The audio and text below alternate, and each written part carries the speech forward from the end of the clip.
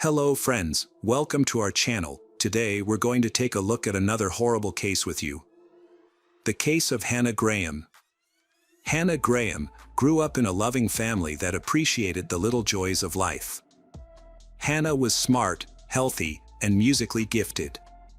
She was a vibrant young woman until she met Jesse Matthew, and her vibrant life took a dark turn.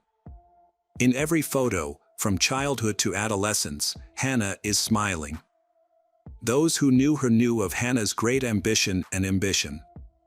Tragically, it seems her bright future was cut short by an unexpected evil that could devastate a life in an instant.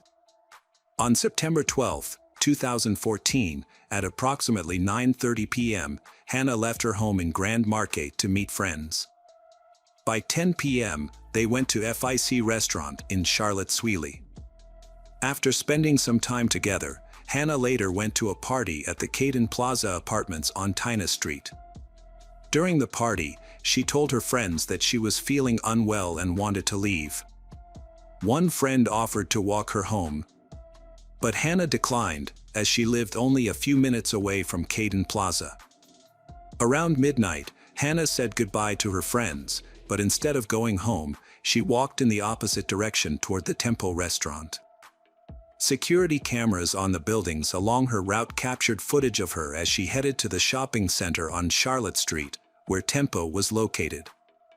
It was already September 13th, and at 12:56 a.m., the Hannah sent a message to a friend saying she was lost and not feeling well. At that time, Hannah was believed to be very drunk. It was unclear whether she had wandered into a different part of town by accident or due to her intoxication. Meanwhile, 32-year-old Jesse Matthew, a taxi driver, stopped at the Lazy Parrot for a drink. Afterward, he visited several other bars in the city center, where he harassed women. The women later reported that Jesse's behavior was inappropriate and crossed boundaries. Jesse eventually spotted Hannah. He initially walked past her, but then realized this was a great opportunity and decided to turn around and follow her. Surveillance footage captured Hannah wandering the streets, seemingly confused about her surroundings and the time. Jesse approached her, hugged her, and they headed to the Tempo restaurant. Inside, he bought 2 drinks. Witnesses later gave conflicting accounts. Some claimed Hannah was inside the bar area, while others claimed she was outside at a table. There was also no clear evidence that she was served a drink. Hannah's final text message to her friend, saying she was stuck, was sent in the middle of the night, but the meaning behind her words remains unclear. On September 14th, when Hannah's family could not reach her, they became alarmed and reported her missing to the police. Hannah was a person who always notified her family before going out. She was never away for long and always answered the phone. As time went on, her family's worries grew. Meanwhile, the police began searching for Hannah, with state and federal police joining the effort. Hannah's disappearance caused considerable concern in Charlotte-Swilly and the Albert Mall area, especially since there had been previous cases of missing women. Hannah's case quickly attracted public attention and the search for her intensified. Through a detailed investigation and the collection of video footage from numerous city cameras, police were able to piece together a timeline of the events of that tragic night.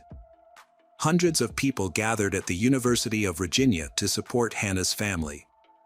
Many volunteers joined the search, doing everything they could to help Hannah return safely. Hannah had helped others in need, and now it was their turn to help her. Jesse Matthew grew up in a low-income family. He faced constant bullying and humiliation at school, which led to a stutter and difficulties in his studies. Despite these challenges, he persevered and continued his education, eventually earning a full football scholarship to Liberty University in 2002. However, he was soon accused of violence against another student, prompting him to transfer to a different school. Upon entering Christopher Newport University, Jesse could no longer contain his desire, and soon rumors began to spread of a new sexual assault committed by Jesse. The victims remained unknown, having dropped out of school. Jesse made a living by working odd jobs for a while, switching jobs from time to time. In 2005, a young woman was attacked and raped in the Fairfax district while walking home from the store. The attacker threatened to kill her if she resisted. Although she survived the ordeal, she was hospitalized and treated, which included procedures to collect DNA samples. Police gathered evidence from the crime scene to create a DNA profile, but it did not match any suspects in police databases. Due to her fear for her safety, the woman ultimately chose to return to her home country of India. Surprisingly, family and friends described Jesse as a kind and helpful person. Even his ex-girlfriends found him charming and gentle. In fact, Jesse faced multiple sexual assault charges. One of the police officers who was friends with Jesse said that he had a very difficult childhood and was abused during his school years. Jesse was bullied a lot and forced to keep things a secret. Although this was never fully confirmed by his family or friends, Jesse himself stated that he was abused in his early years. This may explain how he went from being a good person to someone with malicious intent. Jesse's father struggled with alcoholism and was often absent from home for long periods of time.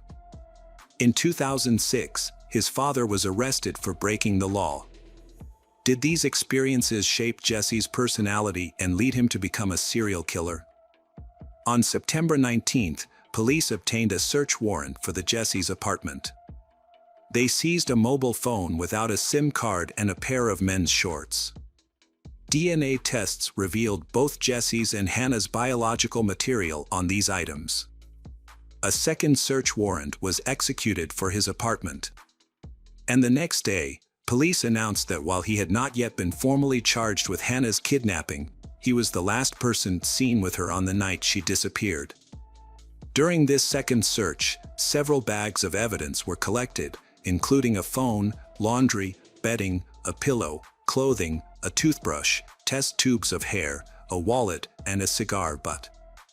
Police obtained a third search warrant, allowing them to collect a pair of white shorts, a maroon shirt, and a towel with a reddish-brown stain. They also seized an orange Chevrolet Suburban belonging to Jesse. On September 20th, Jesse arrived at the Charlotte police station with Will, requesting an attorney and refusing to answer any questions about Hannah. Afterward, he left the station, got into his car, and sped away. Police pursued him, but he managed to evade capture.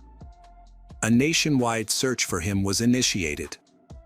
It was later revealed that Jesse had obtained a new driver's license and withdrawn most of his bank funds. Jesse's family has urged him to share any information he has about Hannah with the police. His aunt, Alice Fletcher, has pledged to support Hannah's parents. Many people in Charlotte have joined the search efforts. Additionally, Hannah's college friends have provided significant support to the family. On September 24th, Jesse was seen on a beach in Texas. Since his car had been confiscated, he was living in a tent there. A bystander recognized him from a news report and called 911. Jesse was arrested and identified as a suspect in the kidnapping of Hannah. A $100,000 reward was offered for information about Hannah's location. He was taken to the Charlotte Regional Jail and held without bail while the search for Hannah continued.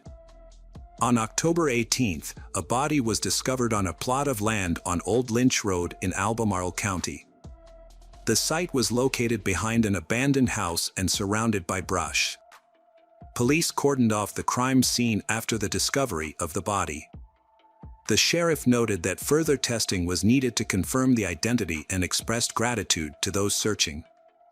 A crop top and jeans matching those worn by Hannah were found nearby. A wristwatch was also found, but no underwear, shoes, or cell phone were found. A local resident informed police that on the morning of September 13th, he noticed Jesse's car parked on the road behind the house. The car doors were closed, and there was no one inside. It was determined that the Jesse was familiar with the area, having worked as a taxi driver nearby for several years. The body was sent to Chief Medical Examiner Dr. Kevin Y. for examination. He conducted an autopsy and concluded that the death resulted from intentional violence, with strangulation being the likely cause. Further tests showed broken noses, and the examiner confirmed that the victim was Hannah Graham. DNA evidence was collected, allowing police to link Jesse to Hannah's murder. Police then also connected him to another crime. This was the January 2010 kidnapping of Morgan Harrington. Her body was discovered on a farm in Albemarle County by the farm owner, who initially mistook them for animal bones. When he realized they were human bones, he quickly contacted the police. Morgan's body and Hannah's body were found just 6 miles apart. The DNA from Morgan's shirt matched that of Jesse Matthew, and surprisingly, it also matched evidence collected in 2005 in Fairfax. On February 10, 2015, Jesse Matthew was formally charged with the murder of Hannah Graham. He faced charges of first-degree murder and kidnapping. Prosecutors sought the death penalty.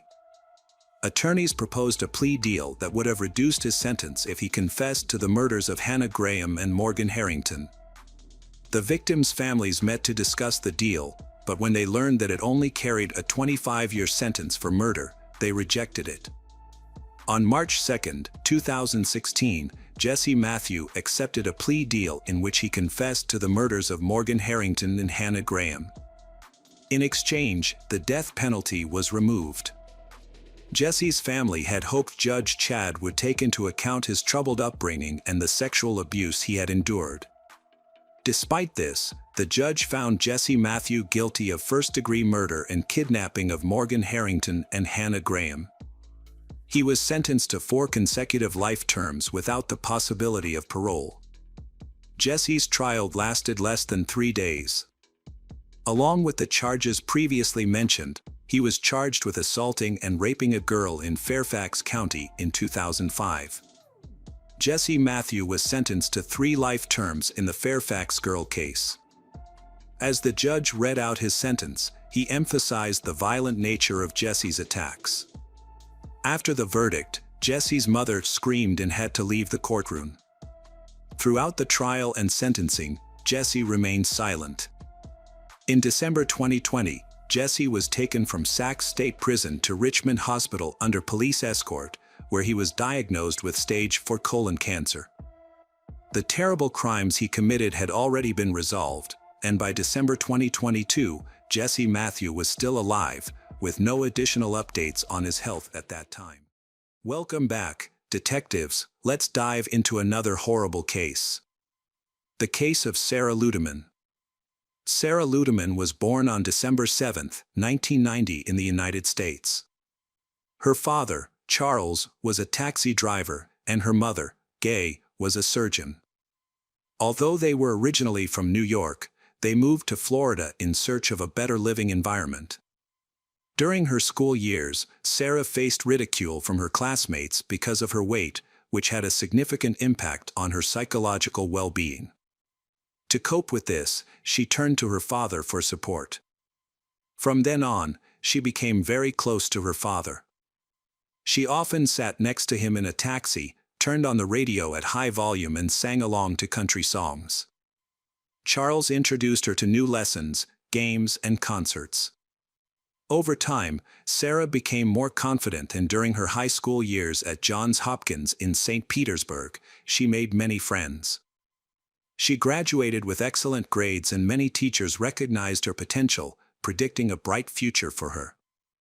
Sarah was a bright and talented young woman who excelled in her studies and aspired to be a veterinarian. Her parents, Charles and Gay, were proud of her career choice as it reflected her deep kindness and compassion. While many of her friends were starting to date, Sarah found herself attracted only to unattainable figures, like famous musicians and athletes. By the age of 16, Sarah was content living her own life without the desire for romantic relationships. Very close to her, although they never met, was another girl her age named Rachel Wade. Rachel was born on February 27, 1990. her family was a typical American middle-class family.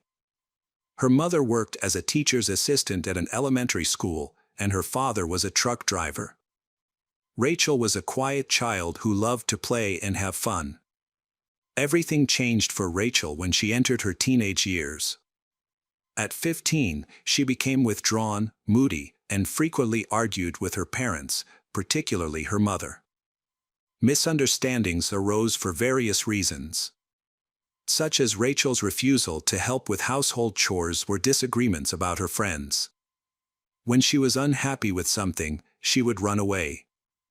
At first, her parents, Barry and Janet, searched for her on their own, but when Rachel began to disappear more frequently, they felt compelled to call in the police. They soon realized that Rachel's main problem was her desire to impress boys. She became obsessed with them, and when a boy showed interest in her, she would focus on him and ignore everything else. Rachel fell into a cycle of moving from one relationship to another.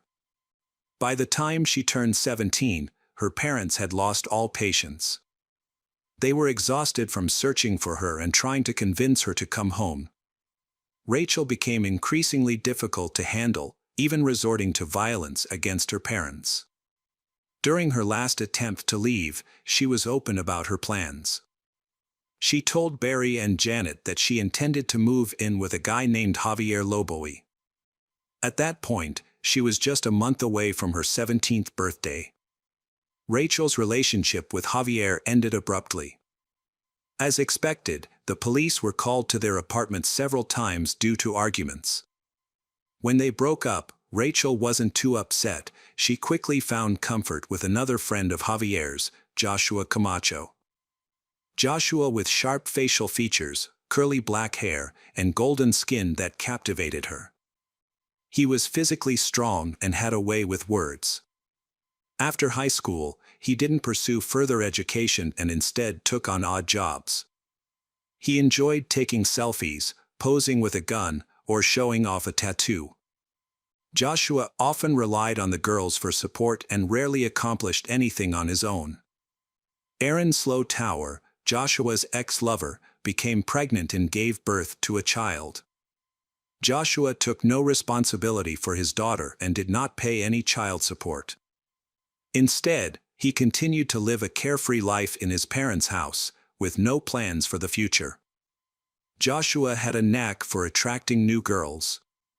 However, he was very controlling and even argued with his girlfriend. Joshua dropped out of school and worked as a waiter, which helped him pay for his apartment. From the beginning, he tried to assert his dominance over Rachel, controlling her every move. Later they broke up several times, but each breakup only made Rachel love him more, and she was always the first to come back. One day, Sarah Ludeman visited the restaurant where Joshua worked, and her life changed forever. She fell in love with him at first sight. Joshua made Sarah feel extremely special. Soon, Sarah mustered up the courage and told her parents about her feelings. However, Charles and Gay doubted the sincerity of Joshua, who clearly loved no one but himself and only met gullible and naive girls who could easily believe his charming words. Her parents decided to be patient, hoping that the relationship would eventually end on its own. However, this did not happen.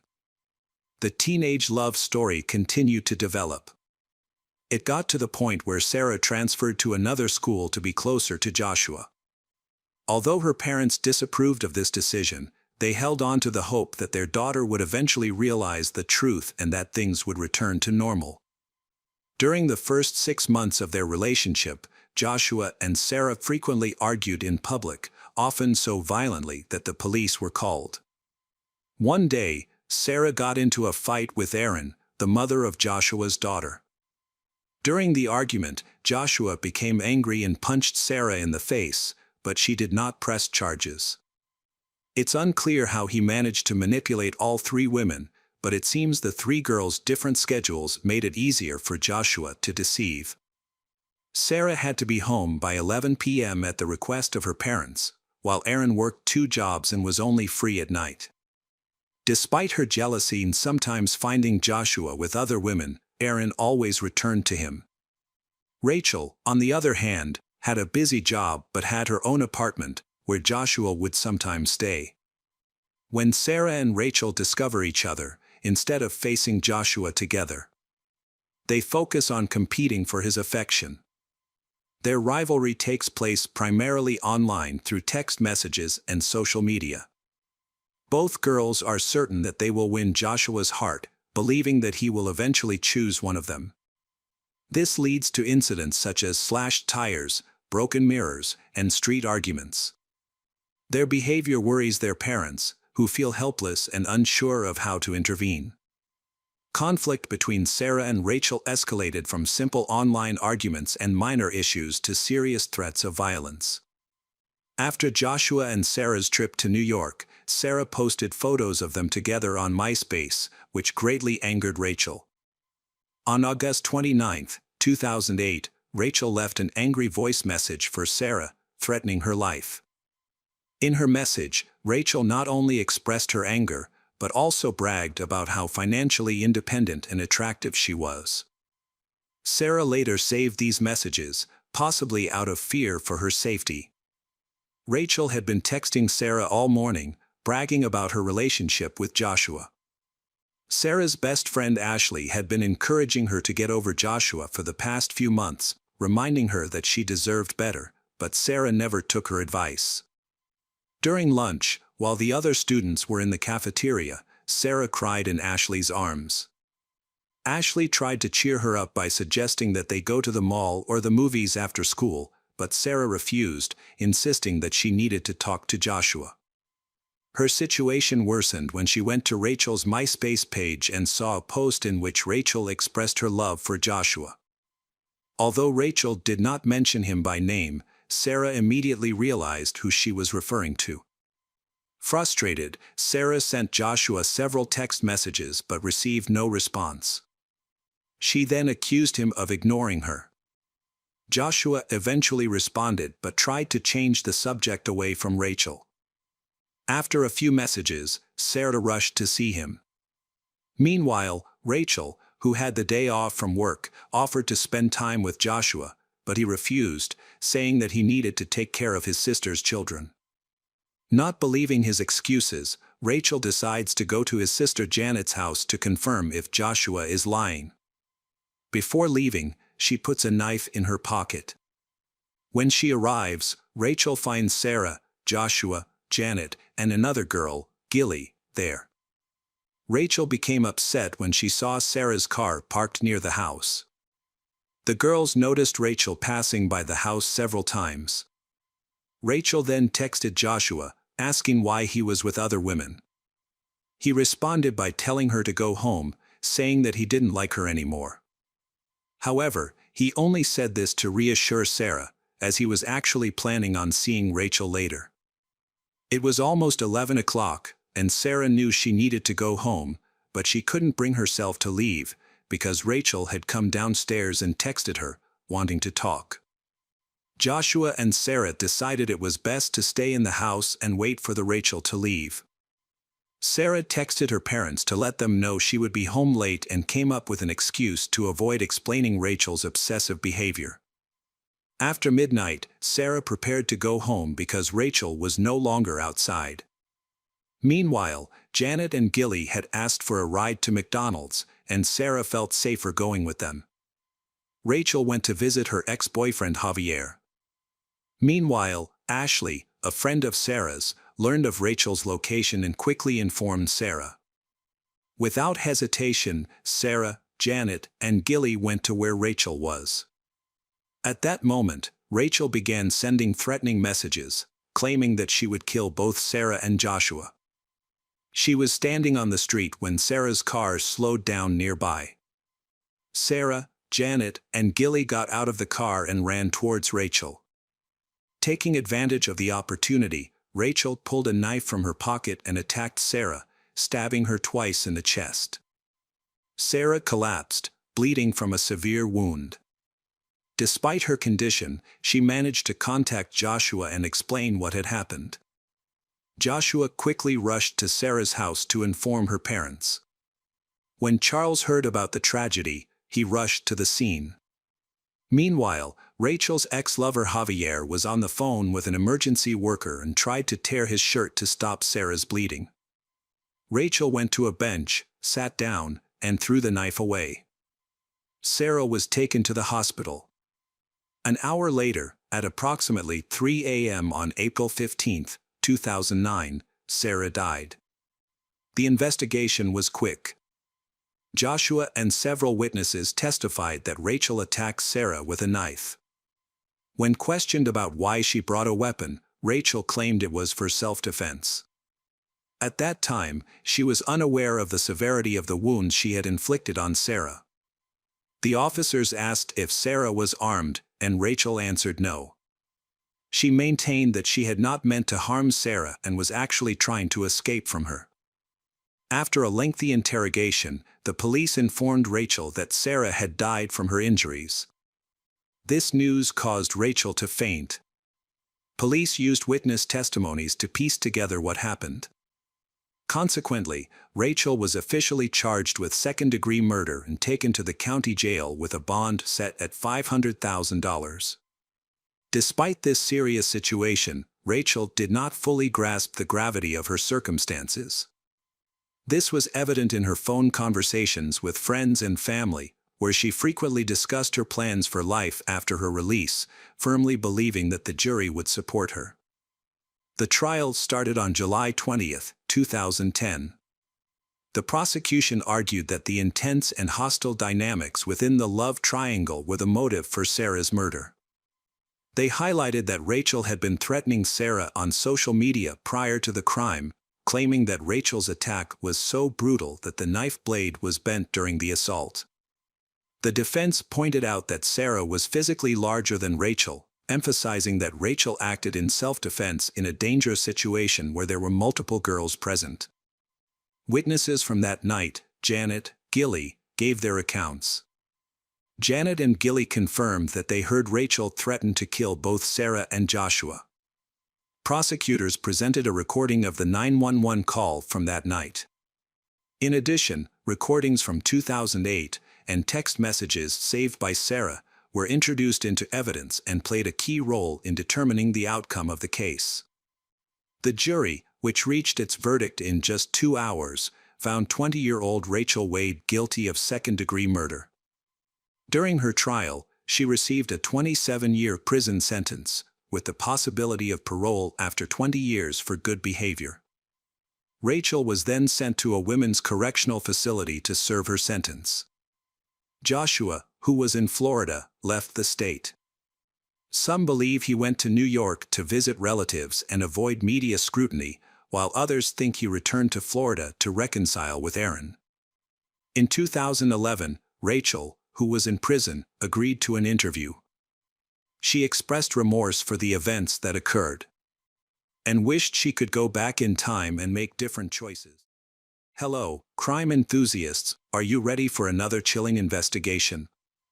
The case of Marbella Valdez. One was born in Tijuana, Mexico's second-largest city, located in the state of Baja California. In 2020, when this case was being developed, one was 40 years old and owned a cleaning company. Although this was his main job, he seemed to have a true passion for the security sector.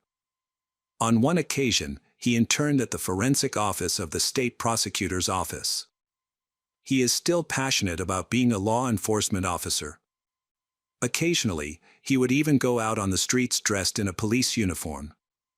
In August 2019, one met a 20-year-old girl named Marbella Valdez.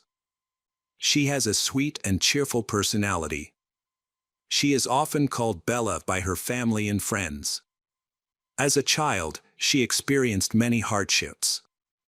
At the age of 5, she was sent to an orphanage. She continued to spend the following years in such facilities.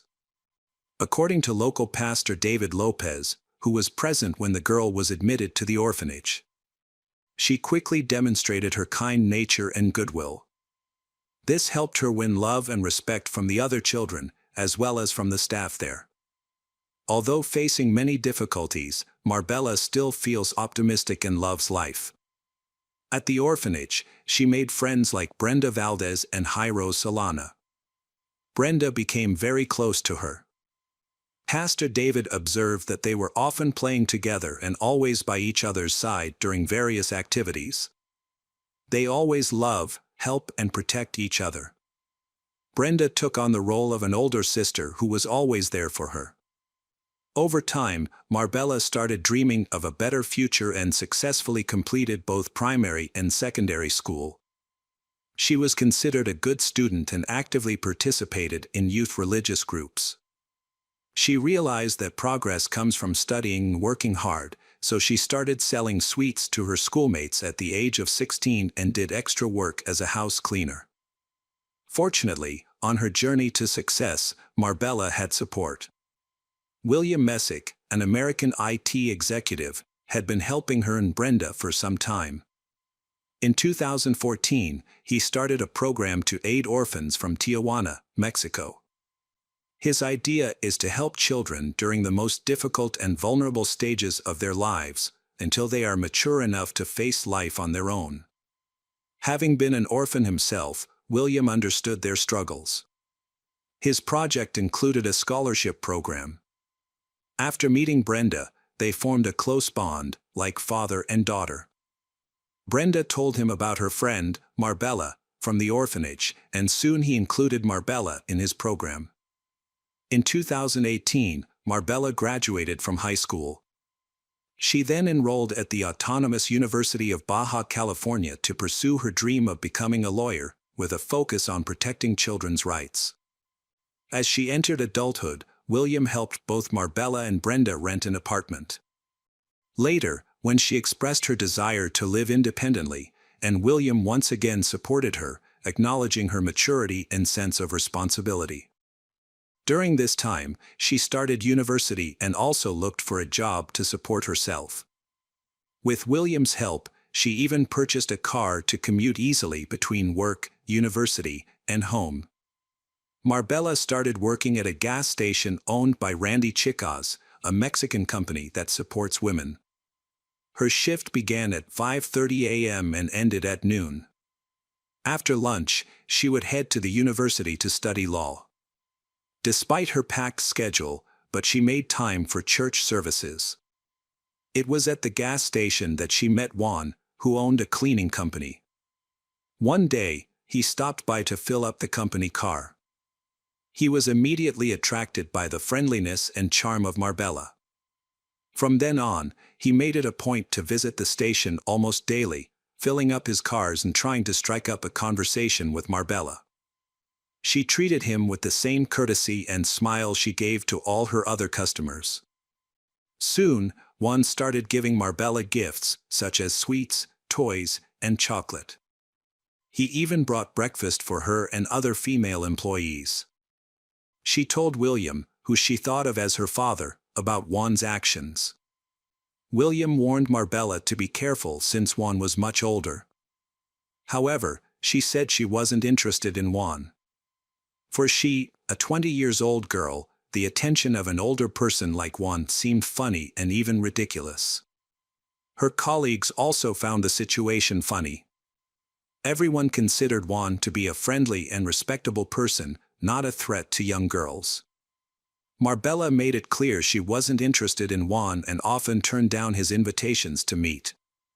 Juan didn't take these rejections well, and his behavior started to change.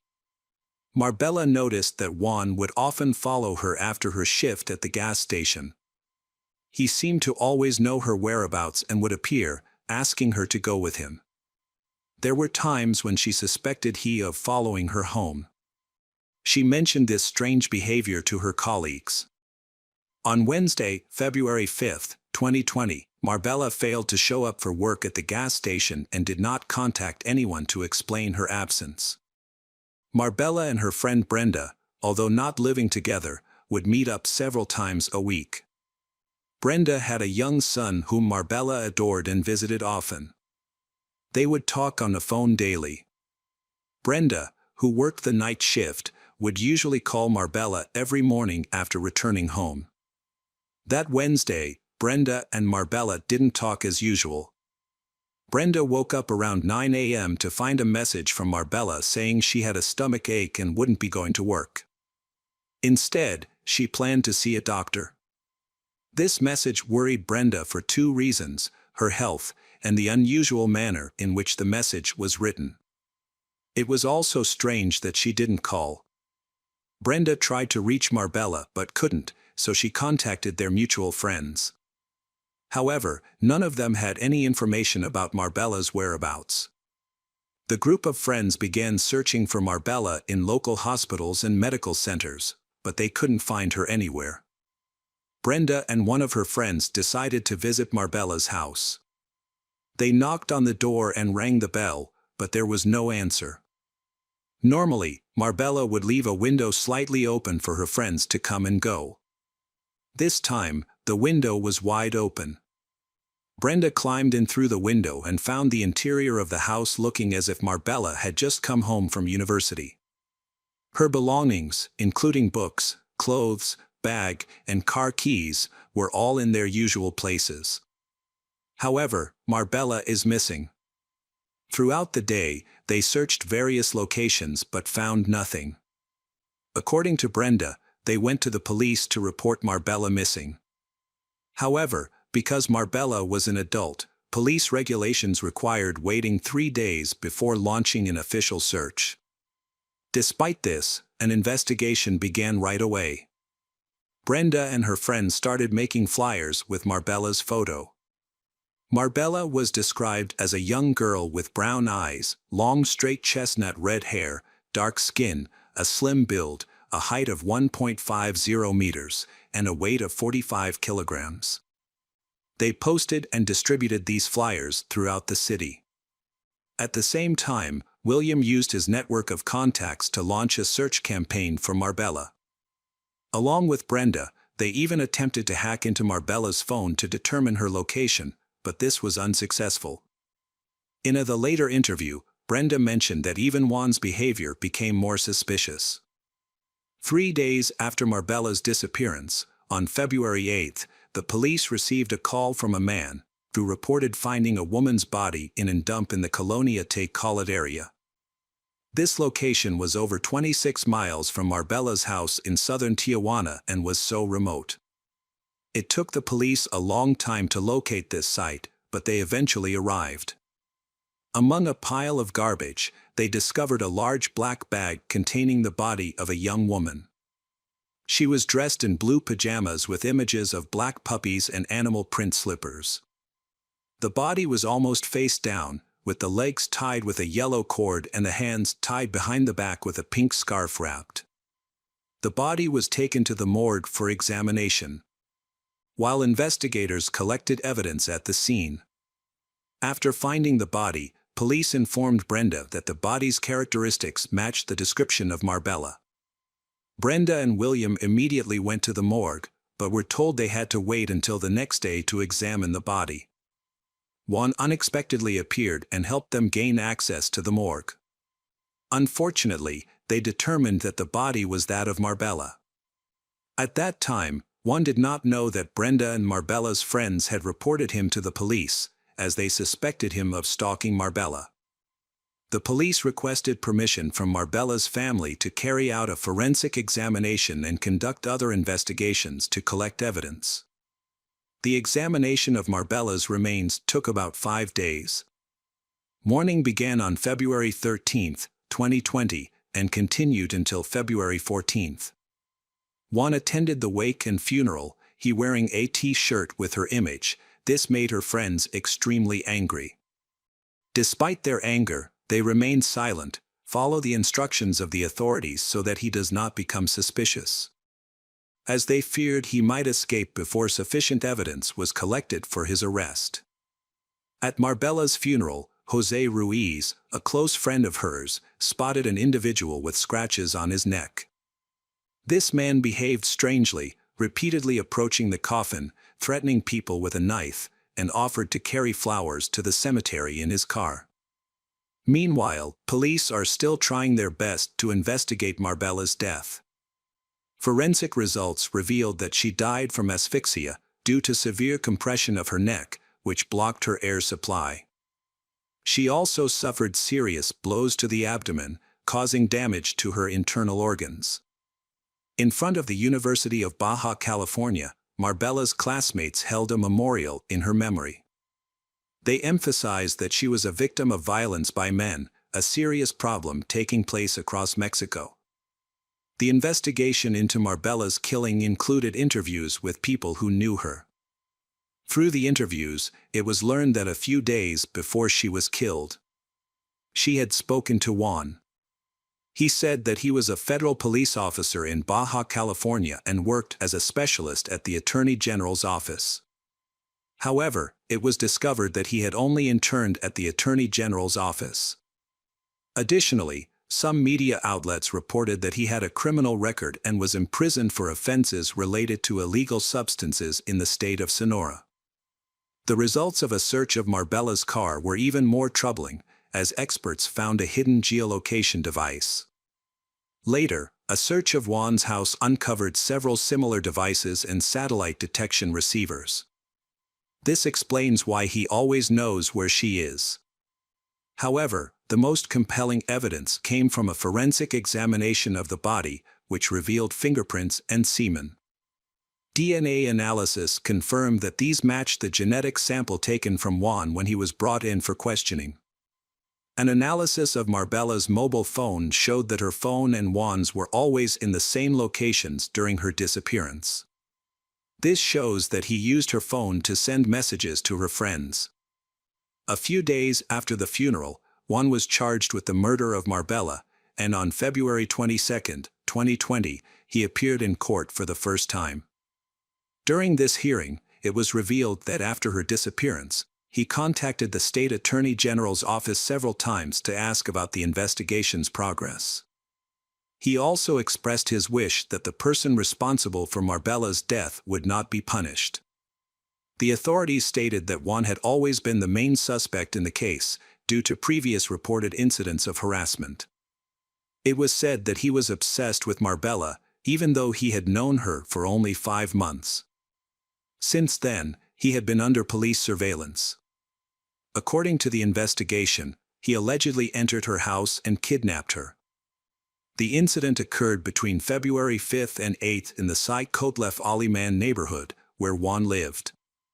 There he kept she, exerting physical and sexual violence, which caused injuries to her face, stomach, and genitals, ultimately leading to her death. The conclusion in the case was that Marbella died of lack of oxygen, caused by compression of the neck, which blocked the airway and blood vessels. She also sustained severe bruising to her abdomen, causing damage to internal organs. Juan's DNA matched semen found in Marbella's body, and a considerable amount of tissue was found under her fingernails, indicating a struggle. During the hearing, mobile phone tracking data revealed that Juan and Marbella's phones were together starting from the morning of February 5. The body was discovered at Marbella's home. Another important clue is that their phones were also together on February 2. This was also the day Marbella reported her house and car keys missing. On February 27, at a hearing in the Superior Court of Tijuana, Judge Daniel Aguilar Patina concluded there is enough evidence to accuse Juan of killing Marbella. The judge highlighted that Juan deliberately misled everyone about Marbella's whereabouts, pretending to be worried in front of her family and at the gas station, while he actually knew what was going on. He was temporarily detained in MIAs, but maintained his innocence regarding. His trial occurred from September 14 to 29, 2022. Over 2 years after the incident, forensic evidence and testimony from people close to Marbella were presented. It was discovered that on the morning Marbella went missing, a colleague had called her, noting that she had not been to the gas station. She only managed to say she was unwell before the connection was broken. Her friends described her as a wonderful person and identified Juan as a harasser. She never believed she was in danger, so she didn't file an official complaint against Juan, she thinking he would lose interest after her repeated rejections. Other witnesses mentioned that he often pretended to be a law enforcement officer, but he was just an intern at the University of Justice. After reviewing all the evidence and listening to the testimonies, Judge Marta Elvia Luna Vargas declared that Juan committed the horrendous crime, he that took Marbella's life. She then sentenced Juan to 42 years and 6 months in prison for the murder of Marbella Valdez. Hi everyone, thanks for returning. Let's unravel another horrible case. The case of Mia Skadhoj Stevn. Late at night on February 5, 2022, a group of young people gathered at a bar. It was cold outside, so everyone was dressed warmly. Mia was wearing dark clothes, except for her white sneakers. The group wanted to have a good time and enjoy the weekend with other college students. And she planned to go home in her friend's car. After spending several hours at a party, they moved between nightclubs along the street until they finally reached one club. Mia danced energetically, even with strangers, and couldn't stop. She drank moderately and wanted to keep the fun going. However, as closing time approached around 6 in the morning, it was time to leave. Everyone hurried out, with many heading home much earlier than Mia. Mia had no one to drive her home, and with the money she had, she couldn't afford a taxi. At the party, she met a 22-year-old man from Aalborg. After the club closed, he waited for her outside. He chatted with Mia and her friends for a while before they all decided to go home. Mia planned to take the bus and contact her friends the next day. However, hours had passed since she said goodbye to her friends on the street, and none of her friends and relatives had been able to contact her. Initially, her family assumed that she and her friends were just out enjoying themselves, and that she was probably at a friend's or boyfriend's house. However, when Mia's boyfriend called, he revealed that he hadn't seen Mia all day and that she had ignored his messages. By noon, Mia's mother was in a panic after calling all of Mia's friends and finding out that no one had seen her since she left the club, and that no one could get in touch with her. Mia was usually responsible and kept in touch, so her lack of response was alarming. The situation became increasingly worrying for her family, especially her mother, who was really scared. It was later confirmed that Mia was last seen at 6 a.m. and since then, no one knew where she was. Mia's family decided to report her disappearance to the police. Although the situation involved a party and a girl who had been drinking, the police quickly began a search. Unfortunately, there were no leads for the investigation. Mia's father drove around the area looking for her, while her mother and sister took to social media to ask for help from anyone with information. They shared photos and descriptions of Mia, including what she was wearing. As such cases are rare in Denmark, the local community came together to support the family, actively sharing posts and information to help raise awareness of the case. The police continued their investigation. They tried to gather information, but unfortunately, the information was very limited. They contacted all local residents in the area where Mia went missing, asking for any relevant documents, especially photos and videos from mobile phones that may have recorded Mia at the party. They also reviewed footage from surveillance cameras in nearby stores and establishments. The situation was complicated by the fact that it took place in a crowded area with many clubs and bars, making it difficult to identify any one person. Police interviewed a young man who had met Mia and was one of the last people to interact with her. However, he had a confirmed alibi because he had left the area in a taxi. Witnesses submitted thousands of video files taken at nearby parties. As a result, police received hundreds of hours of video footage that needed to be scrutinized. It was a huge task, and police spent days reviewing the footage. After reviewing the initial videos, police found no suspicious activity and the statements of Mia's friends were verified. Mia did indeed leave the club at around 6 a.m., chatted briefly with friends, and may have headed toward the bus stop. Meanwhile, the investigation has been looking into Mia's background, hoping to find useful clues. Mia was a lively and kind 22-year-old girl when she went missing. Her family described her as intelligent and full of energy. Mia was studying at Aalborg, the largest university in the country, and was close to graduating from the medical faculty. In addition to her studies, she was an aspiring model and had participated in several photo shoots. There was nothing in her background to suggest that a tragedy would occur. She was not involved in any criminal activities, did not use illegal drugs, and had no history of mental illness. Although her friends noticed that Mia was acting strangely, she drank heavily and flirted while dancing with many strangers, attracting attention with her charm. Could this behavior attract a dangerous person who saw Mia as an easy target? It has been more than a day since she went missing. Police are once again appealing to the public, asking anyone with information to come forward to help locate Mia. They are also reviewing footage of the party that continues to come in, which requires significant resources. All young people with whom Mia interacted that evening, including her friends and new acquaintances, have been brought in for questioning. On the same day, police noticed something unusual in a surveillance camera recording. At 6:09 a.m. on February 6th, the Mia approached a bus stop located 300 meters from the club. It seemed that she was waiting for a bus to return home. After a brief exchange with the driver, she chose not to get into a car and continued to wait for the bus, which then drove away. However, the bus did not arrive. Even at 7:35 a.m., an hour and a half later, she was still standing at the bus stop. It was clear that she was at risk of freezing, as she was not dressed appropriately for the weather. She appeared to be losing hope of catching the bus and felt uncertain about what to do next. During this time, a car approached her. The driver slowed down and they talked. Then Mia got in the car. It is likely that the driver did not arouse any suspicion from her. He had gained her trust. The police suspect that he could be someone she knew from a party or could be an unlicensed taxi driver. Officers thoroughly examined all surveillance footage but were unable to determine the license plate number or identify the driver's face due to the poor quality of the footage.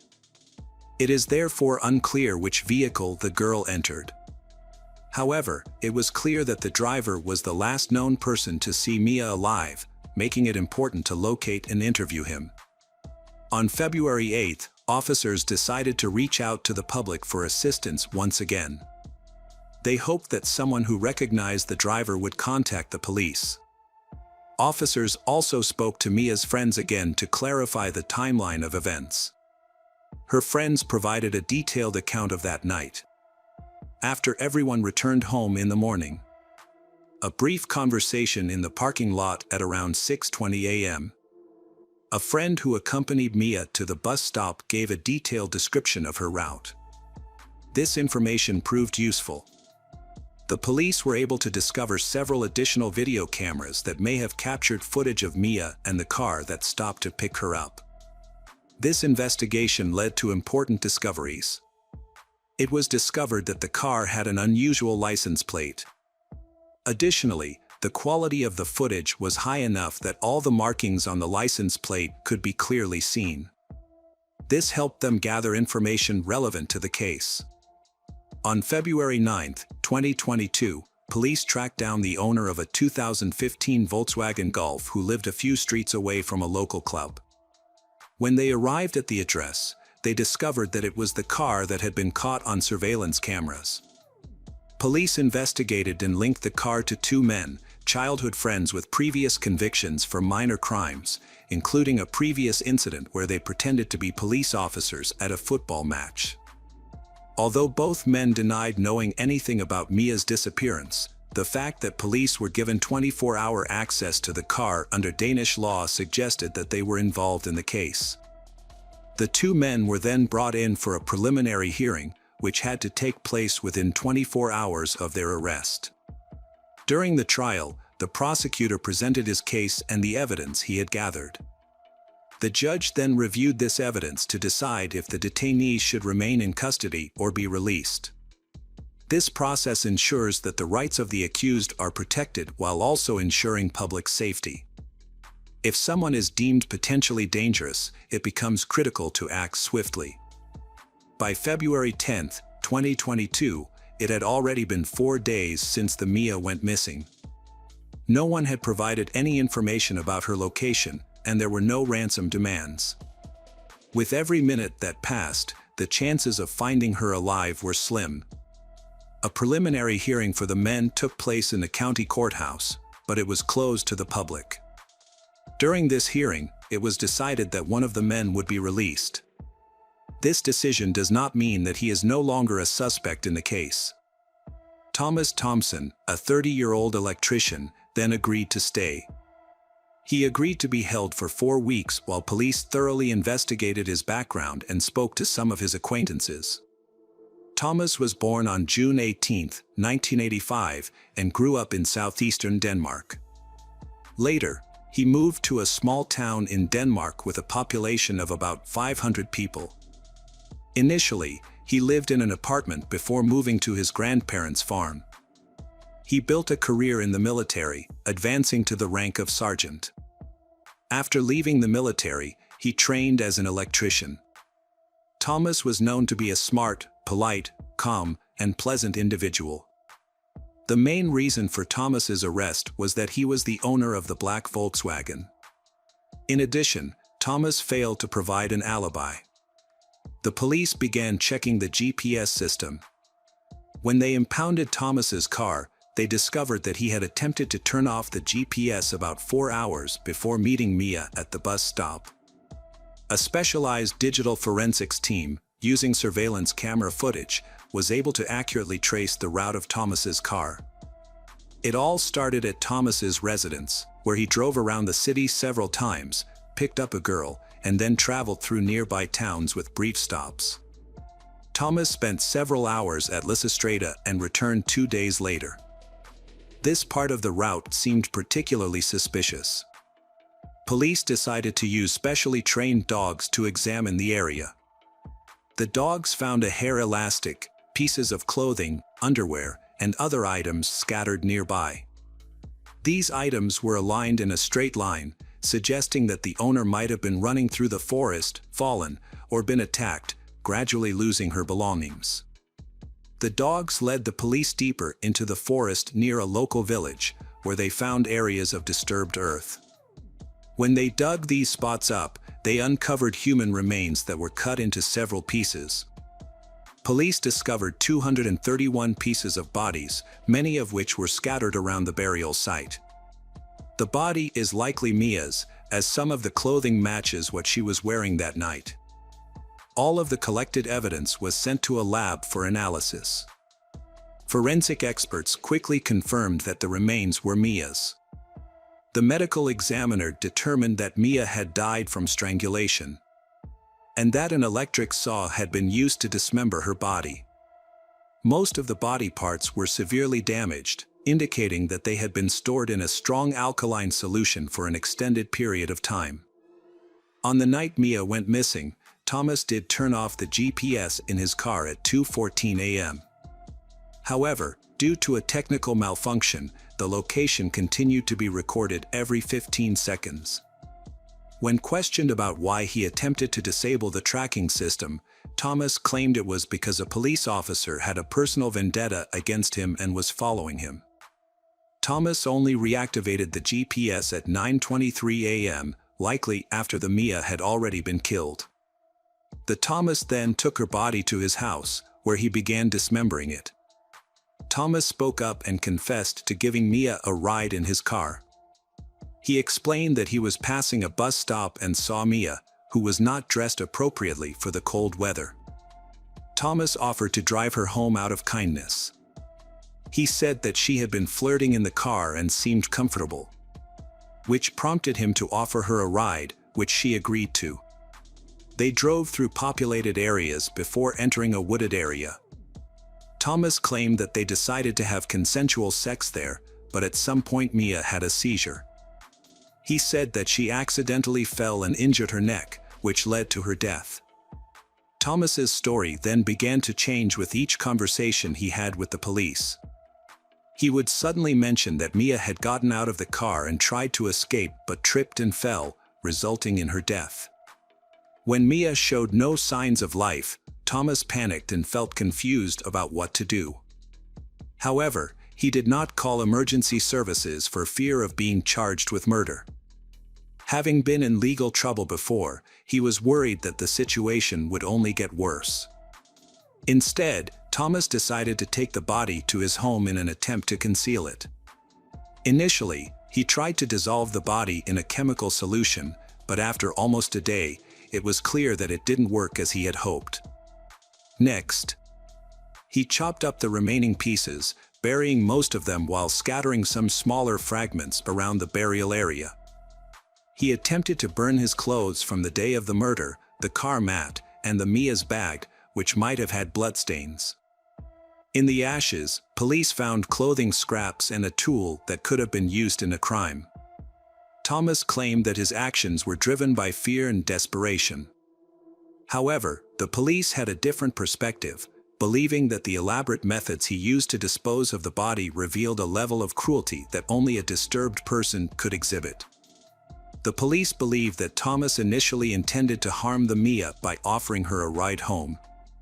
His actions suggested a deliberate plan, especially when he tried to disable the GPS tracking. Thomas's persistence worked against him. It took him 2 attempts to lure the Mia into his car. He waited for an hour and a half, looking for the right moment when the Mia, feeling cold and desperate, would agree to get in. Once Mia entered the vehicle, he threatened her, brandished a weapon, and assaulted her. Afterward, he decided to eliminate her to prevent her from reporting him to the police, resorting to a horrific method to do so. The medical examiner concluded that strangulation was the most likely cause of death. Many of the body parts were never found, possibly because they were hidden. This suggests that there was no voluntary consent to any intimate relationship. The evidence of the assault was clear, suggesting that the murder was the result of Mia's desperate resistance. Although there were indirect signs of rape, it could not be confirmed due to the condition of the body. Thomas remained silent and refused to provide any further details. The prosecutor's office reported that Thomas hunted throughout the night and selected a victim, waiting for the right moment to trap her.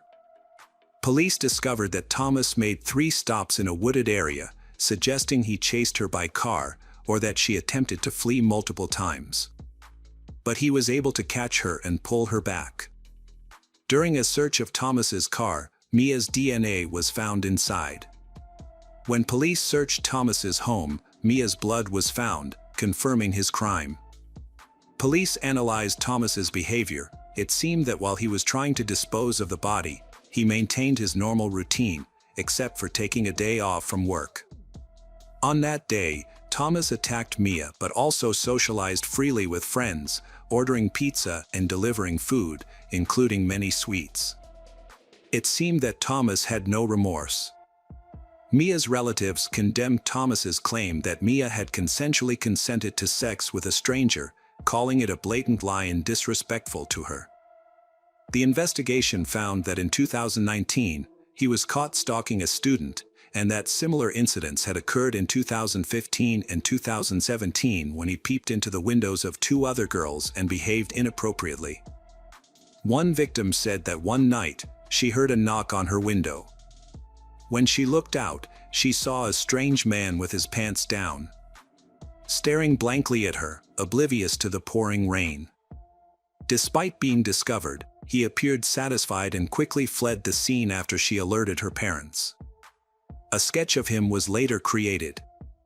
In 2010, a disturbing incident occurred when 3 women were awakened in their apartment by a noise and found a man inside.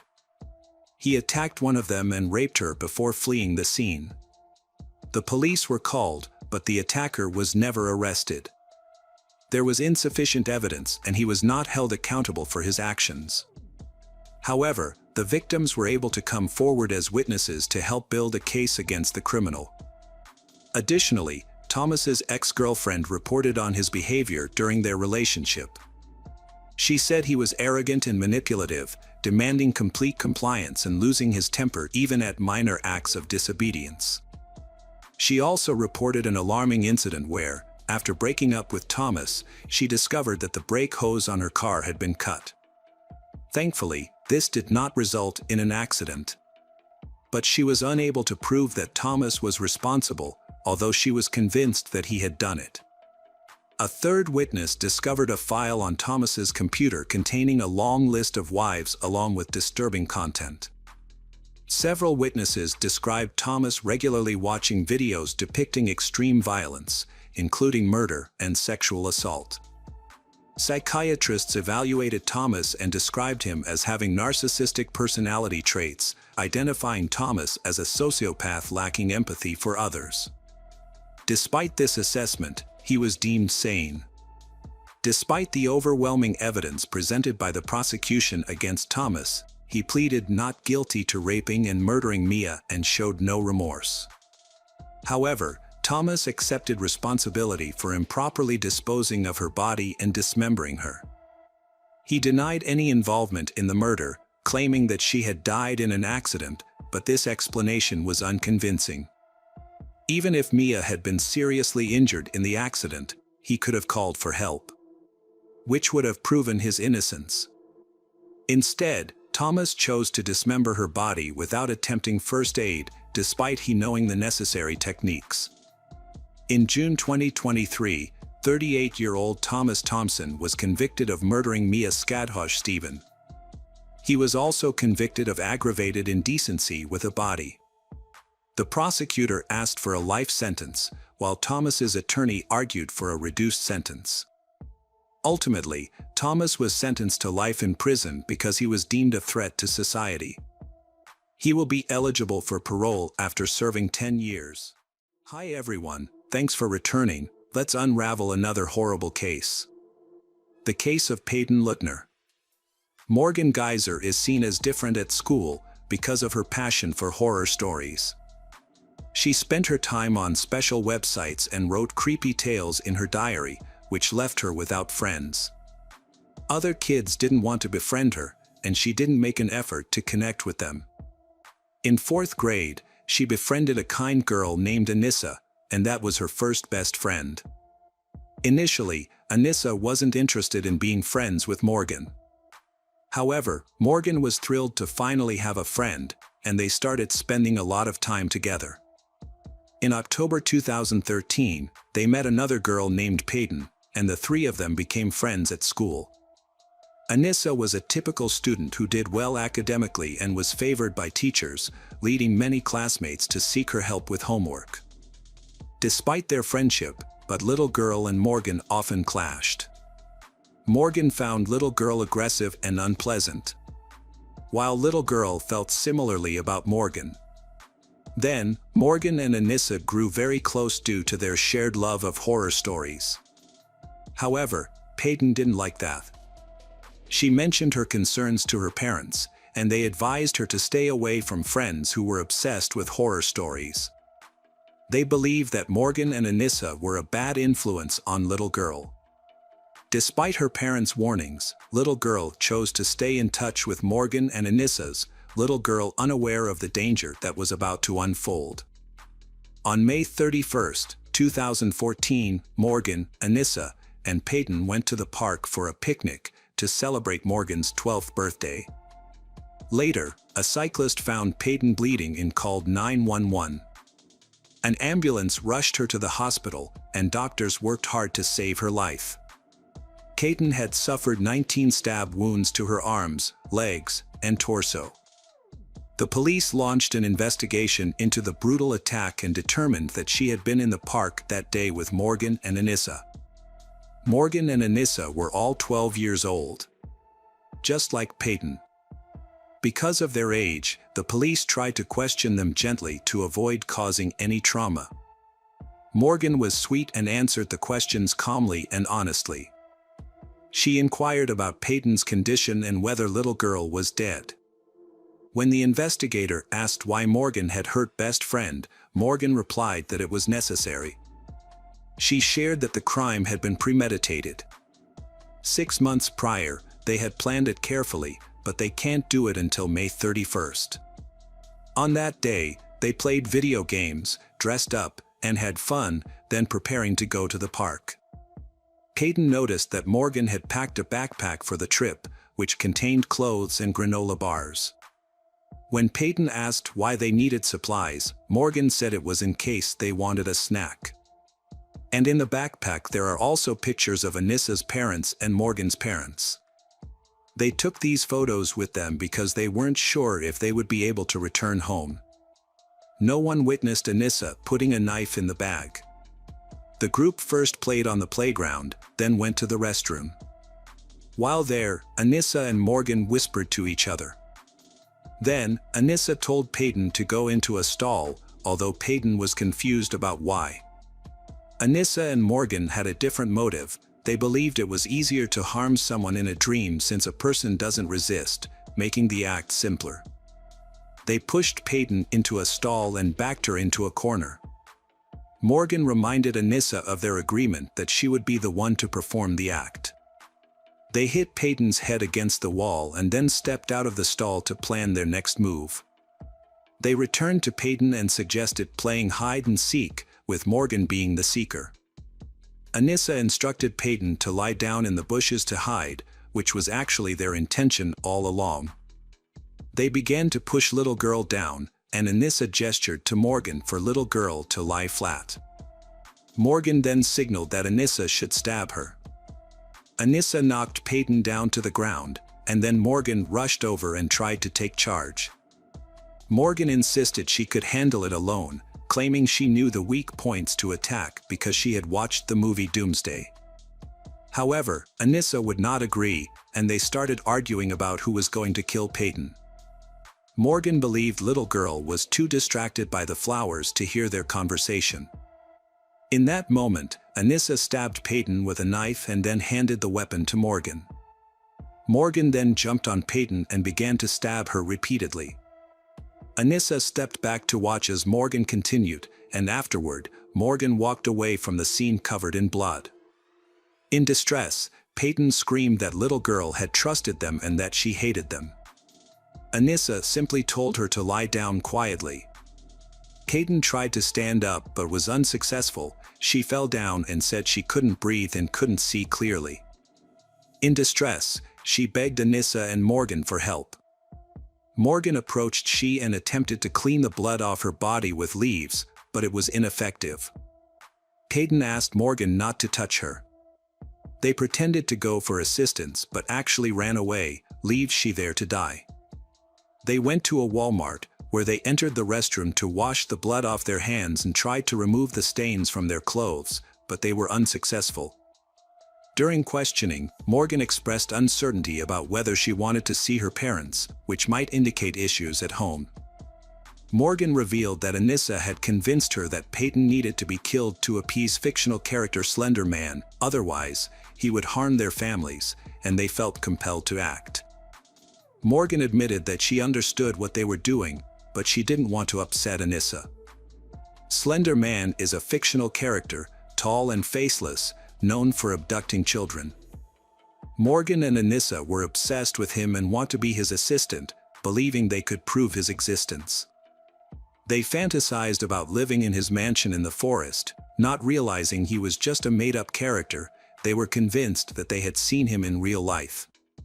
Anissa was very emotional during the interrogation, struggling to hold back her tears.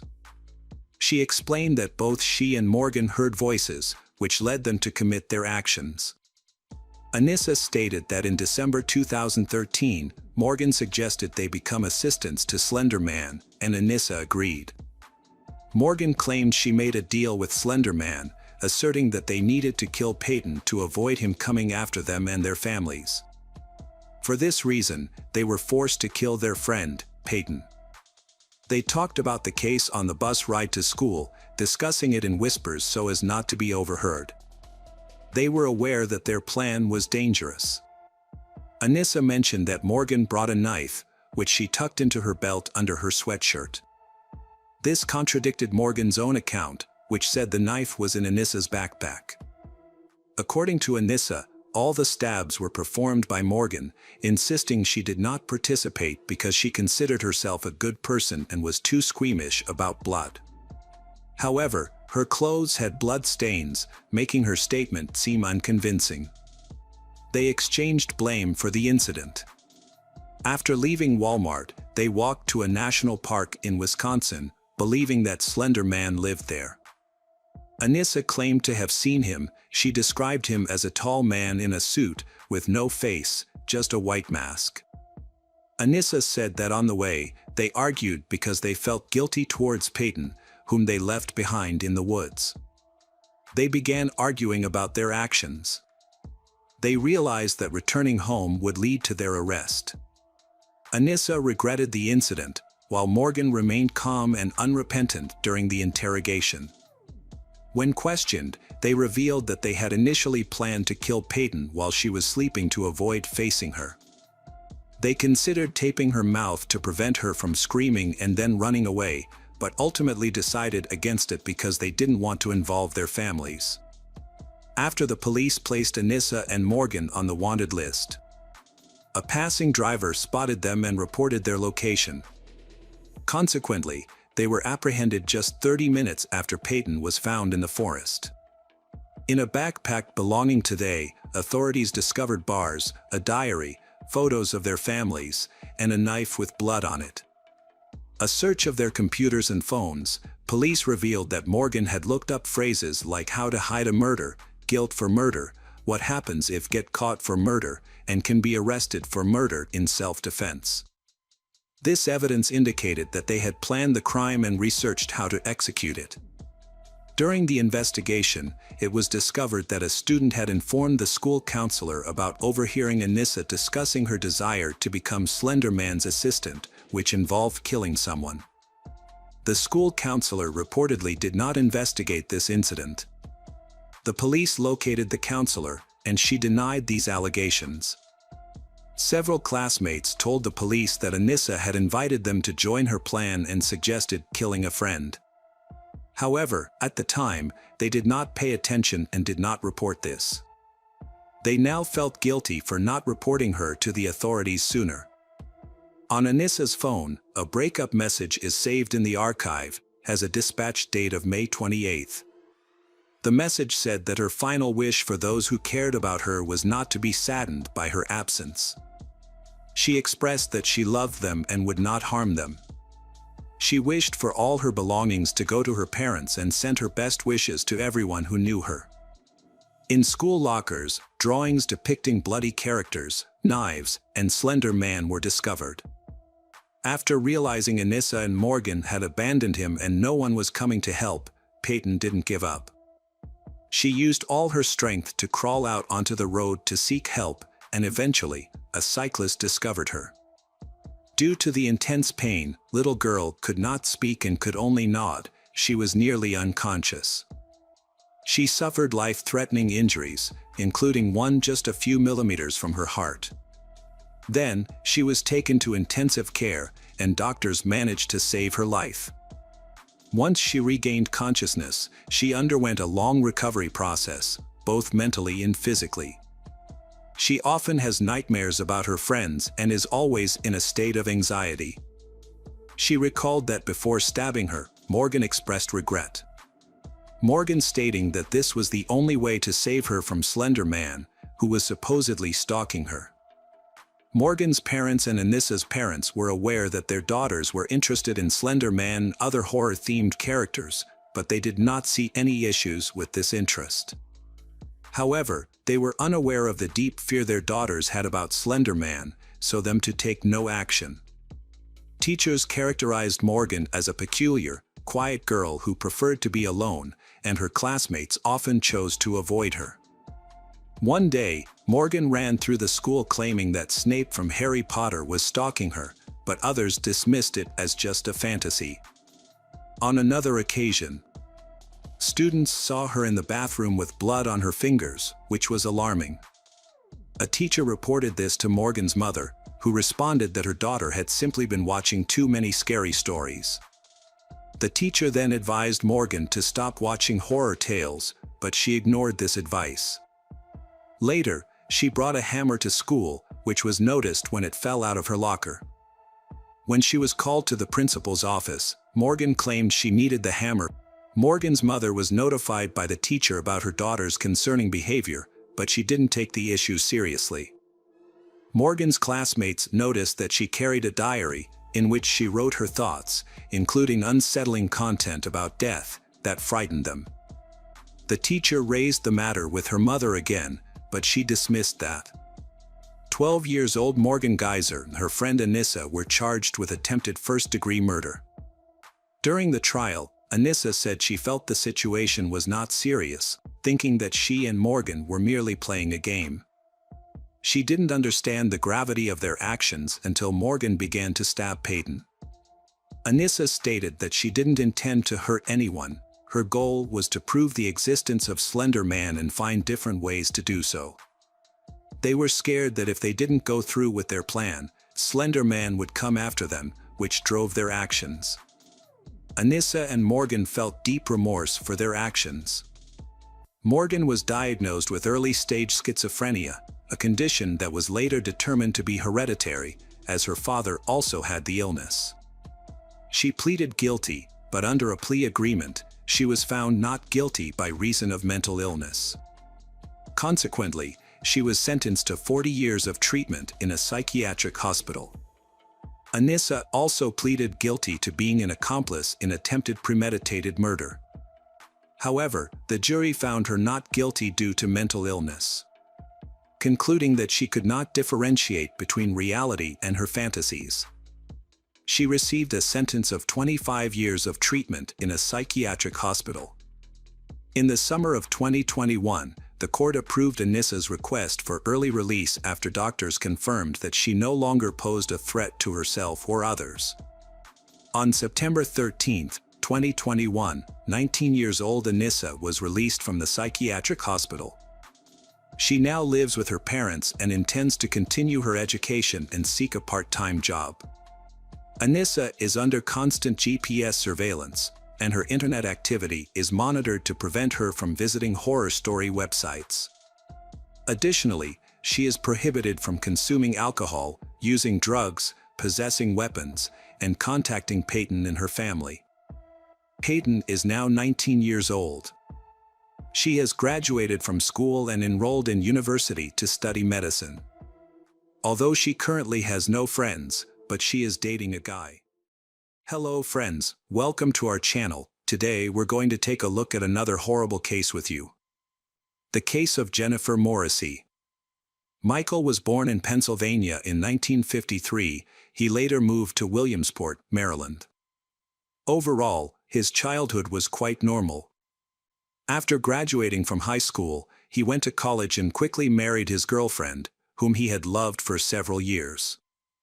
The feeling was mutual, so she readily agreed. Michael is a person who has tried his best to achieve success in his career, he becoming a well-known insurance agent in the city for some time. Though he was good at it, he eventually switched to pharmaceuticals, where his career truly flourished as a pharmaceutical representative. He started his own business and provided his family with a wonderful life. He earned well, and the family wanted for nothing. Unfortunately, his happy married life did not last long. For years after the birth of their children, Michael and his wife's relationship became cold, so they decided to divorce. Despite the divorce, but he and his wife remain on good terms, and the children still visit him regularly. The son and daughter later recalled that even during the divorce proceedings, they never saw their parents argue. Their relationship remained peaceful and respectful, even as they decided to end their marriage. A few years later, Michael moved to Bucks County, Pennsylvania, to start a new life. He plans to continue his business there until he retires. As a single man, Michael enjoyed his freedom and owned a large, beautiful house by the river. He developed an interest in art and began collecting valuable pieces. Although he didn't aim for world-class masterpieces, he has gathered a fascinating collection that he is very proud of.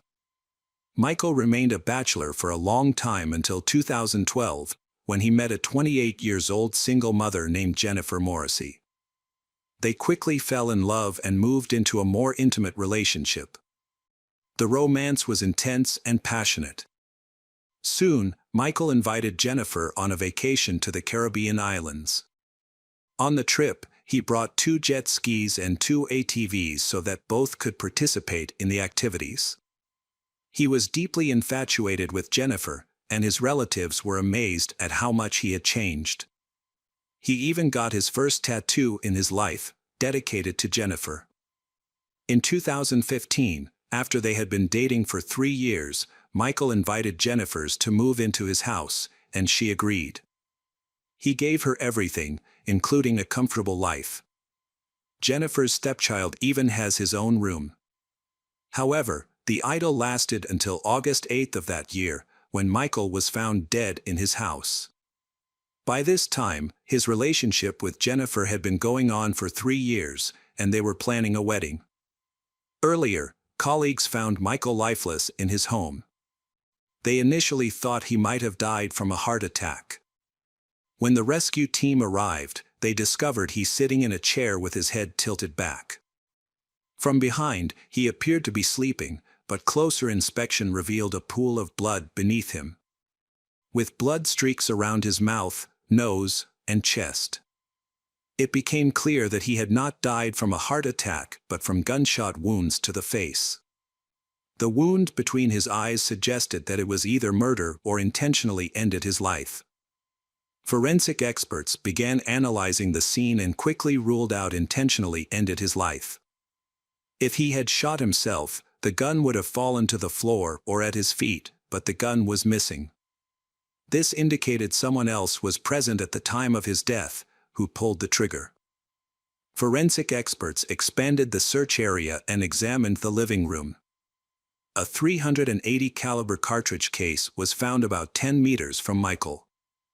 There were no signs of a struggle inside the house, perhaps because the killer suddenly attacked him and acted abruptly. In addition, the watch, a laptop, and a cell phone of Michael's were also lost, indicating a robbery. It appears he witnessed a break-in, prompting the attacker to kill him to silence him. Further clues were found in Michael's bedroom. Investigators learned that he owned 2 registered guns. However, only 1 gun was found, and the holster for his Smith & Wesson .38 was empty. It was confirmed that he was shot with this missing gun. He had kept the gun for self-defense, indicating the perpetrator likely knew its location. There were no signs of a struggle, no injuries on Michael. This suggests the criminal knew the house, the location of the weapon, and how to escape unnoticed. As a result, investigators began testing people who had close contact with Michael to identify the suspect. The robbery theory quickly to unravel. Although Michael's pockets were empty, along with his cell phone, laptop, and watch were all lost, but other valuable objects remained intact. These valuable objects are highly visible, include his art collection, which featured some valuable pieces. Notably, each painting in his collection was lit up. The intruder didn't come to the house to rob but specifically to kill. Several items were taken to create a fake scene of a robbery, in order to mislead the investigation. One important piece of information is the disappearance of information storage devices, such as mobile phones and laptops, likely containing important, suggesting this was not accidental. The house was not broken into, the doors and windows are still intact. This suggests that either the perpetrator had access to the house or Michael let them in, likely because he trusted them. Upon investigating his recent life, the police found he had no known enemies. He had been in a long-term relationship with a woman named Jennifer Morrissey, who was 33 years old. Some neighbors noted that she was the fiancée of he. However, she had vanished without a trace, which seemed very suspicious. Neighbors described Jennifer as a rather private person who did not like to talk about herself or her past. It was known that she had conflicts with her mother. Jennifer recounted her difficult childhood living in her mother's house, and she had been abused a lot. She accused 2 men of repeatedly raping her during her teenage years. However, her mother did not believe it. So, she eventually dropped out of school and left home. She recalls this period as a difficult one, and she suffered from severe depression. After leaving home, Jennifer had to support herself, so she found work as a mechanic. She also bought a sporty motorcycle and enjoyed riding around the city in her free time. On social media, she often boasted about speeding on night roads, indicating her love for danger. She also was a thrill seeker and expressed some of her ideals through her tattoos, which included several words across her chest and biceps, as well as a grinning skull on her arm. Jennifer became a mother at 20. The child's biological father quickly abandoned them, so she worked hard to secure her child's future. Besides her mechanic job, she also worked as a dancer at a nightclub in Pennsylvania. It was there in 2012 that she met Michael McNew, a 59-year-old regular at the club. During one visit, they struck up a conversation, and he invited her to dinner. Jennifer agreed to the date on the condition that he pay her $1,200 electricity bill.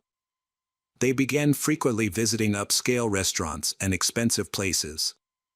Michael showered her with lavish gifts, including jewelry, a motorcycle, and a car, and he also took her on trips. Jennifer started referring to him as her sugar daddy, and he was happy to support a beautiful young woman. Jennifer's life is quite difficult, so it's not surprising that she saw Michael as a chance to improve things she had been unable to for years. She felt that Michael not only brought her the opportunity to get rich, but also brought her the respect and understanding she had never experienced in her life. They started dating in 2015, and their relationship deepened when they moved in together. Initially, their relationship seemed strong, but over time, it began to decline. Neighbors reported a major conflict happened a few months before Michael passed away. Some witnessed an intense argument, after which Michael and Jennifer allegedly separated. However, they continued living together even though their relationship has deteriorated greatly. Jennifer vanished shortly after the tragedy, and it appeared intentional. At that time, Jennifer was not considered a suspect. The police chose to reach out to Michael's children. They couldn't accept that their father had passed away. As soon as they learned what had happened to their father, they immediately packed their things. Michael's son, Patrick, traveled from Pittsburgh, while his sister and their mother traveled from Maryland. They all met and headed to Michael's home. Patrick told investigators that he never took his father's relationship with stripper Jennifer seriously. He thought Jennifer was too rude, brazen, and greedy, so he didn't want his father to have a long-term relationship with her. Michael's relatives and many friends tried to persuade him to end the relationship for fear she might endanger. In June 2016, Michael's daughter, Katie, got married. She told her father that she did not want Jennifer to attend her upcoming wedding. Michael decided to skip this event, so the wedding happened without the bride's father. Despite his relatives' objections, Michael continued to date Jennifer. Michael even made her the beneficiary of 2 life insurance policies worth about $500,000. By then, everyone knew Jennifer was frequently using illegal substances, exploiting Michael, and possibly having an affair. She severely damaged the relationship between Michael and Patrick, leading to frequent conflicts between them. Many believe that she did this on purpose so that she could gain access to all of Michael's assets, a wealthy man. However, in 2017, new issues emerged when she started distancing herself from him. She would leave without notice, came home late at night and just went to sleep without explaining anything. It was obvious that she was not really interested in the relationship anymore. During this time, she began using more illegal substances during this time, resulting in a serious addiction. She was arrested several times. Twice for substance abuse and once for causing an accident. A year before the tragic incident, Jennifer had cut off a cyclist with her car. Despite these issues, Michael stood by her. He helped pay all the fines and legal costs, making monthly payments for 2 cases filed against her, amounting to about $4,000 in total.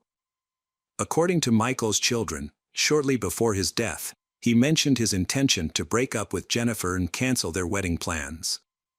For Jennifer, this means she will lose everything, including a life of luxury that he has given her.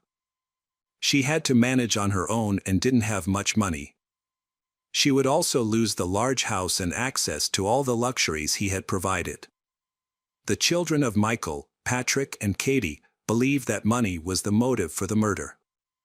Jennifer simply lost control of herself as she found herself facing the possibility of losing everything. Michael had died 24 to 48 hours before his colleagues found him. The cause of his death was a gunshot to the face, fired at very close range. The bullet impacted the facial bone, fragmented, and split into 2 parts. One of them reached the brain, causing instant death. The police had to mobilize all resources and seize every opportunity to capture Jennifer and interrogate her, as she was the prime suspect. She was known to be on probation due to an accident. The police hoped she would come to the department to check in with the inspector, and as they anticipated, she did. On August 10th, 4 days after Michael's death, Jennifer unexpectedly arrived at the police station to pay court costs. She also reported to the police that she had seen on the news that her lover, Michael, had been killed, which surprised her greatly. The dispatcher then informed the detectives leading the investigation about this. It seemed odd because news of the crime had appeared on TV and social media almost immediately after the murder. Why did Jennifer wait 4 days to contact the police? The detectives reached out to Jennifer and arranged to meet her at the station the next day. They didn't reveal that she was a suspect in the murder but said they wanted to ask a few questions about a T-shirt. Meanwhile, they requested a warrant to examine her communications. However, Jennifer sensed something was amiss and didn't show up for the meet. Instead, she disappeared for several days. From experience, the detectives knew that this behavior was typical of criminals who are buying time. During such periods, they often fabricate an alibi or attempt to hide. Meanwhile, the police continued gathering evidence against Jennifer's. To learn more, the investigators spoke to multiple friends of Michael. One friend revealed that shortly before the crime, Michael had called him, expressing fear for life.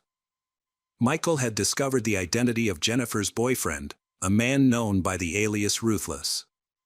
According to Michael, this man was extremely dangerous. The situation was spiraling out of control, and Michael intended to break off his engagement quickly to protect himself. The man using the alias Ruthless was actually Charles Culo, a notorious figure in criminal circles who had been imprisoned several times. He had committed a string of serious offenses, with most charges related to the distribution of illegal substances. Just days before Michael's death, Charles was released from custody. Jennifer quickly moved in with Charles, but many of her belongings were still at Michael's house.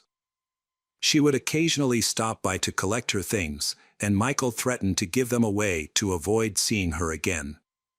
Michael's friend mentioned that he was unhappy about Jennifer's affair. However, Michael chose not to compete with people from the criminal world and decided to end the relationship. The police believed this was a pivotal moment in the investigation. They had a new prime suspect, Charles, who would not have hesitated to shoot a defenseless elderly man. It was suspected that Charles accompanied her to Michael's house. And Charles and Jennifer simply wanted to make a profit, so they killed Michael so they wouldn't be hindered. Meanwhile, Jennifer missed a scheduled check-in with the inspector, which allowed the police to detain her and bring her to justice. On August 25, 2017, police officers went to the motorcycle repair shop where Jennifer worked and arrested her for violating her probation. Later, one of Jennifer's cellmates reported that she behaved very suspiciously during her imprisonment and confessed to intentionally killing Michael. The investigators brought Jennifer's in for questioning and informed her that she was suspected of being involved in the murder. she chose not to answer their questions and instead hired a lawyer. Meanwhile, a warrant was issued to access the communication devices of Jennifer. Jennifer's phone was found at the crime scene at 9:45 p.m. during her correspondence with Michael, confirming she was present at the time of the murder. Afterward, her phone's geolocation showed she traveled about 20 kilometers south to Charles's trailer, arriving there around 11 p.m. Michael's phone remained at the house until about 1 a.m. before moving towards the river, where it stopped working, likely after being thrown into the water. If Jennifer had already left the scene, who took the phone? An electronics expert discovered that Jennifer's phone automatically connected to Michael's Wi-Fi network at about 9:45 p.m. on August 6, 2017, when the murder occurred. This suggests she was very close to the router at that time. The police continued their investigation and discovered that Jennifer had a second mobile phone. They accessed this device, which actually belonged to Michael and was password protected. There was a risk of being unable to unlock it, but thanks to a list of passwords found on Michael's computer, used by Jennifer, they successfully unlocked the phone. This action uncovered significant evidence. The investigation revealed that shortly before his death, Michael was communicating with Jennifer. While she had deleted much of the information, detectives were able to recover it. Michael intended to contact the FBI to ensure Charles was imprisoned for life. Naturally, Charles could not allow this, so investigators believe he chose to kill Michael. Although Charles's phone was examined, he didn't appear to take these threats seriously. Jennifer, however, reacted more aggressively. Michael indicated he was willing to abandon his plan to contact the FBI if Jennifer returned to him and left Charles. The last message Michael sent before his death was "I love you," to which Jennifer did not respond. After accessing Michael's social media accounts, it was discovered that the day after his death, Jennifer began sharing various stories about the incident with her friends and acquaintances. Jennifer recounted many different stories to everyone. She told some that he had been attacked, but she told some other people that she didn't know what happened because they broke up a long time ago. She did this to spread misinformation and cover her tracks. It was obvious that she and Charles were involved in the murder. Eventually, the detective spoke with Charles, and he confessed. According to him, he was not involved in Michael's death. The murder was committed by Jennifer. That day, Jennifer returned to him late in the evening and admitted she had killed Michael. She explained that after an unpleasant conversation, Michael approached her with a gun. She managed to take the gun from him, but it accidentally fired, killing him. Frightened, she left immediately afterward. Jennifer requested to return to Michael to ensure he was either dead or to administer first aid if he was still alive. However, Charles refused to be involved in the crime, so he asked his friend Jerry to take Jennifer to the victim. Jerry, who lived nearby in a trailer with his mother, cooperated with the investigation and confirmed that he drove Jennifer to the river house that evening. He wasn't initially told the reason, but once they arrived, he realized what was happening. It was noted that the crime scene did not resemble a place where a fight had occurred, as Jennifer had claimed, but rather an execution. Michael was sitting in his chair when Jennifer arrived, and she neither checked his pulse nor attempted to help him. Instead, Jennifer collected valuables, removing the watch from his wrist, taking his laptop, and tossing his mobile phone into the river. Jerry then drove her to Charles's trailer. The police discovered traces of she DNA in Michael's pockets, which she had searched. Charles defended himself by explaining that he was not at Michael's house because he had been in an accident shortly before the murder, which left him with serious injuries. At the time, he was using a wheelchair to move around, could barely walk, and was in no condition to commit the crime. Furthermore, he was aware that he needed to avoid any trouble while on probation. Charles was very convincing, and the investigators believed him. They verified his story, confirming that he was indeed recovering from the accident. On September 29, 2017, Jennifer Morrissey was charged with first-degree murder, robbery, and tampering with evidence. The trial was set for January 24, 2019. The prosecutor stated that these charges were linked to several conflicts before the attack. Jennifer felt most upset because Michael did not want to continue funding her lifestyle and left her, which further aggravated her. Additionally, Michael's death was supposed to bring financial gain, as Jennifer claimed an insurance payout of about $500,000. The crucial evidence against Jennifer came from Jerry, a friend of Charles, who testified at the trial. Jerry confirmed that Jennifer returned to the crime scene to eliminate evidence. Due to his cooperation, he was not charged. Likewise, Jennifer's boyfriend Charles was not charged because he also testified against her, even though he initially protected her, delayed contacting the police, and destroyed the murder weapon. Inmates also testified against Jennifer during the trial. The defense argued that Jennifer was not cruel and could not be accused of being vindictive or aggressive. To support this claim, Jennifer chose to testify herself. During the trial, she claimed she went to Michael's house in the evening to collect her belongings. He allegedly met her at the door with a gun, refused her entry, and aimed the gun at her. She said she reacted quickly, a struggle followed, and during the struggle, the gun accidentally went off, shooting he in the face. Jennifer maintained it was an act of self-defense, insisting that if she hadn't shot him, he might have shot her. However, her story didn't align with the fact that Michael was found shot while sitting in a chair, suggesting he wasn't at the door as she claimed. This made her account seem unbelievable. Forensic experts concluded that the most likely scenario was intentional murder. Evidence showed that the gun was about 3 meters from Michael's head when it was fired. Jennifer had aimed precisely between his eyes to kill him swiftly, execution style. There was no evidence of a struggle between them. On February 1, 2019, the jury convened to deliberate a verdict. Jennifer Morrissey was found guilty of first-degree murder, theft, and tampering with evidence. She was sentenced to life in prison without the possibility of parole. However, she never showed remorse. Michael's son was the most affected during the trial investigations. He repeatedly expressed his hatred towards Jennifer because she took his father away from him.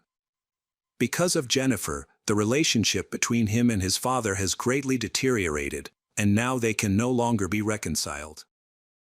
Hello again, true crime fans, we've got another mysterious case to explore. The case of Matthew Winkler. Matthew Winkler was born in November 1974 and was the youngest child in his family. He had a brother named Daniel. The family lived in Huntington, Nancy, USA, a small town with fewer than 5,000 people, known for its long history of serving the church. Matthew's grandfather played a significant role in the community as a third-generation Christian minister and was the principal of a school for preachers in the town. Additionally, he authored several books on biblical theology. Matthew's father was also a pastor, and the Winkler family was highly respected in society due to their religious commitment. Father Dan started his career 5 years after Matthew was born. While in high school, he began building a small church, which was completed during his college years. After finishing university, he became a pastor and met his future wife, Diana. They married in 1970 and later had sons. Due to Dan's preaching duties, the family often moved, even to different states, which helped shape their character. Eventually, the Matthew family settled in Austin, Texas. Matthew began attending high school regularly and was an athletic teenager who loved football and worked out almost daily. He was active, energetic, and creative, participating in church puppet shows. Matthew was a kind and popular classmate. After graduating, his parents invited him to serve in the church, marking his first steps toward becoming a pastor. Matthew enrolled at Freed Harmon College in Nancy. Matthew's family was generally happy, with Dan imposing strict rules at home that seemed appropriate for raising two sons. In 1993, the family moved again to a large city in New York State, where Dan worked as a missionary for 11 years. A few months later, Matthew met Mary, a modest but charming student at the university. Mary was a year older than Matthew. Their relationship developed quickly and they began dating. Just 3 months later, Mary announced to her parents that she was introducing them to her boyfriend. The meeting went well. Matthew impressed her devout family, and they approved of the relationship. 6 months later, Matthew proposed to Mary, and she accepted. They were married on April 20, 1994. Mary Freemans was born in 1973 as the eldest child in her family, who were living in the United States at the time. The Mary were devoutly religious and regularly attended the Church of Christ, where Mary's father was the pastor. The family later welcomed the second daughter, Patricia, who faced significant health challenges, including cerebral palsy, spinal meningitis, and developmental disabilities. Despite these challenges, her parents were dedicated to supporting her, teaching her to read, although she struggled with comprehension. Despite their difficulties, Mary and Patricia shared a very close bond. Mary, who was calm, reserved, obedient, and somewhat meek, often slept with Patricia to comfort her.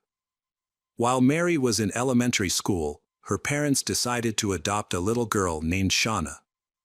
Shauna came from a large family with 4 other siblings who were also placed with different adoptive families.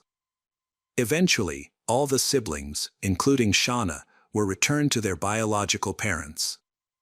Mary experienced her first major trauma on April 15, 1987, when her younger sister died from a heart attack while taking a bath at the age of 11. This devastating loss affected Mary deeply, and at 13, she sought help from a school psychologist to process her grief. Unfortunately, when her father found out about this, he became angry and demanded that the psychologist stop interfering, believing that he and his wife should resolve the situation themselves. As a result, Mary lacked emotional support from her parents, which led to her developing post-traumatic stress disorder and many other psychological issues that she struggled with throughout her life. Mary's family then adopted 11-year-old Shannon and her 4 siblings, making their dream of having a large family come true. Mary, being the eldest child, took on a supportive role, helping her mother and guiding her younger siblings. Mary then met Matthew, and they began a romance. They began dating and often skipped school to spend time together. When they found out Mary was pregnant, they decided to drop out of school. They married and moved to Knoxville, where they lived in a small apartment near Mary's parents. Matthew found work on a construction site. During this time, he felt exhausted by the physical demands of his job and the challenges of their marriage that they were beginning to experience. Matthew began to take his stress out on his wife. He felt resentment towards Mary for dropping out of school and for the difficult situation they were in, especially while his friends were living carefree lives. In order to support his family, Matthew had to work hard. Eventually, he decided to quit his job and start looking for a new job back home. During this time, Mary faced new challenges when her mother was diagnosed with cancer. Despite the support of her family and her mother's treatment at a specialist clinic, sadly her mother passed away in April 1999. The loss had a profound impact on the entire family.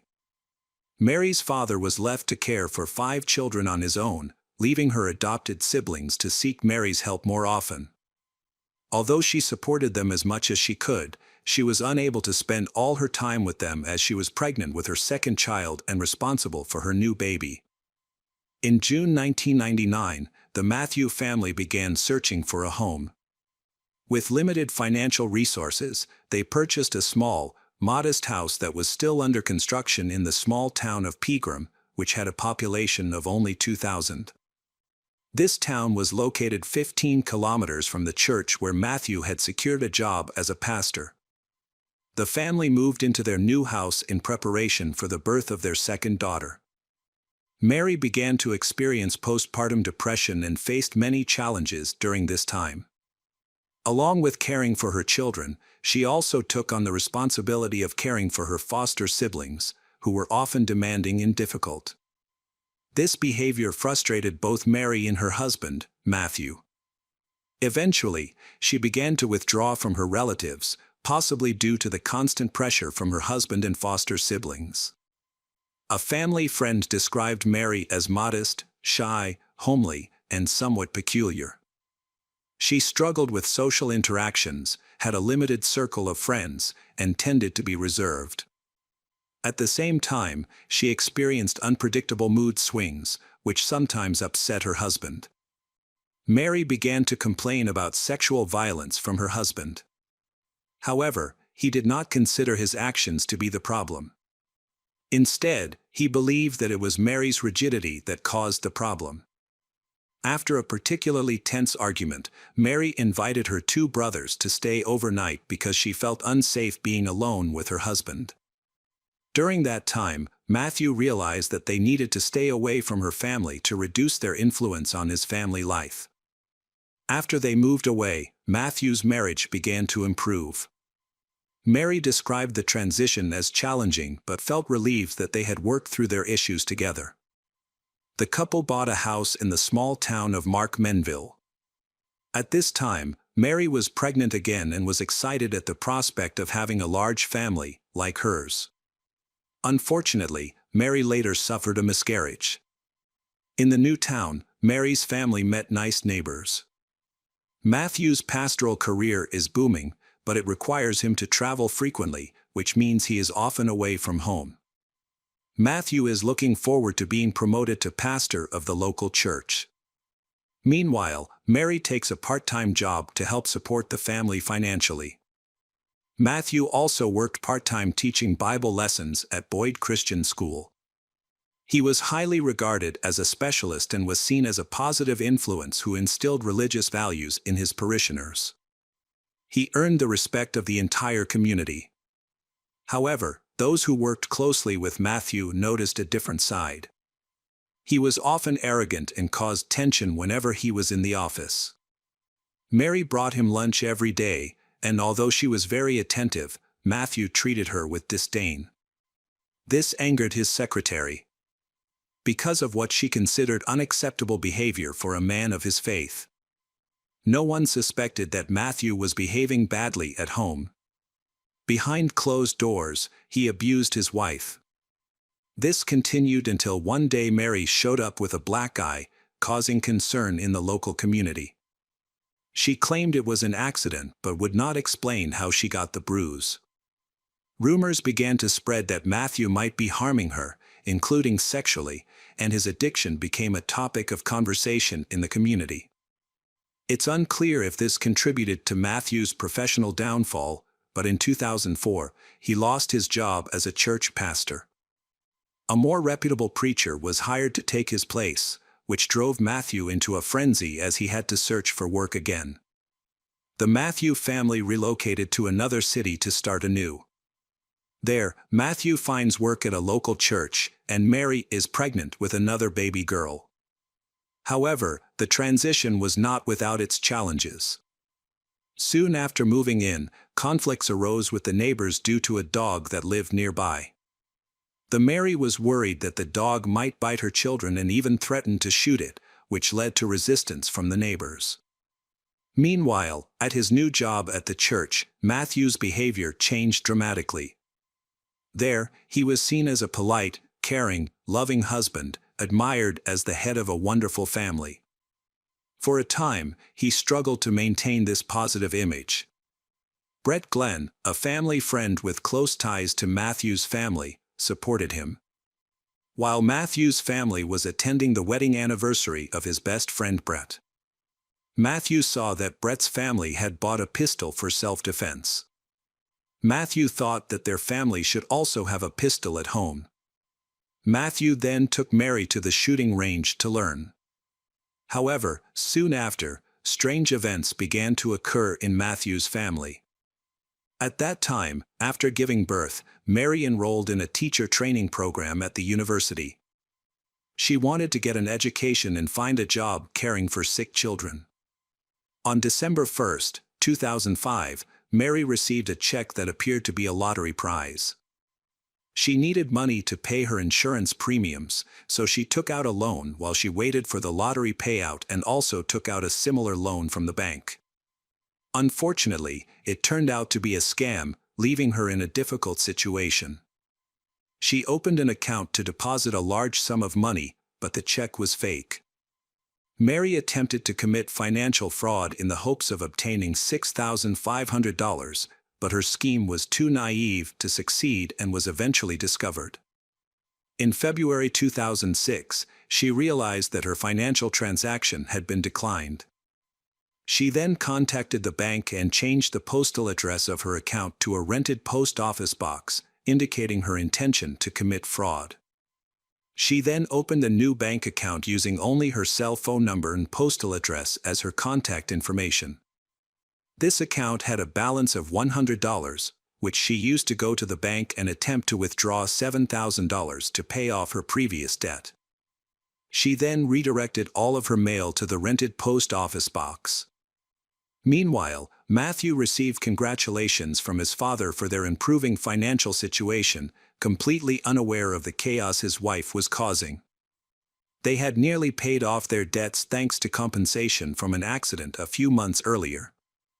Ironically, while Matthew focused on enhancing their financial well-being, Mary was engaged in fraudulent activities, making their situation even worse.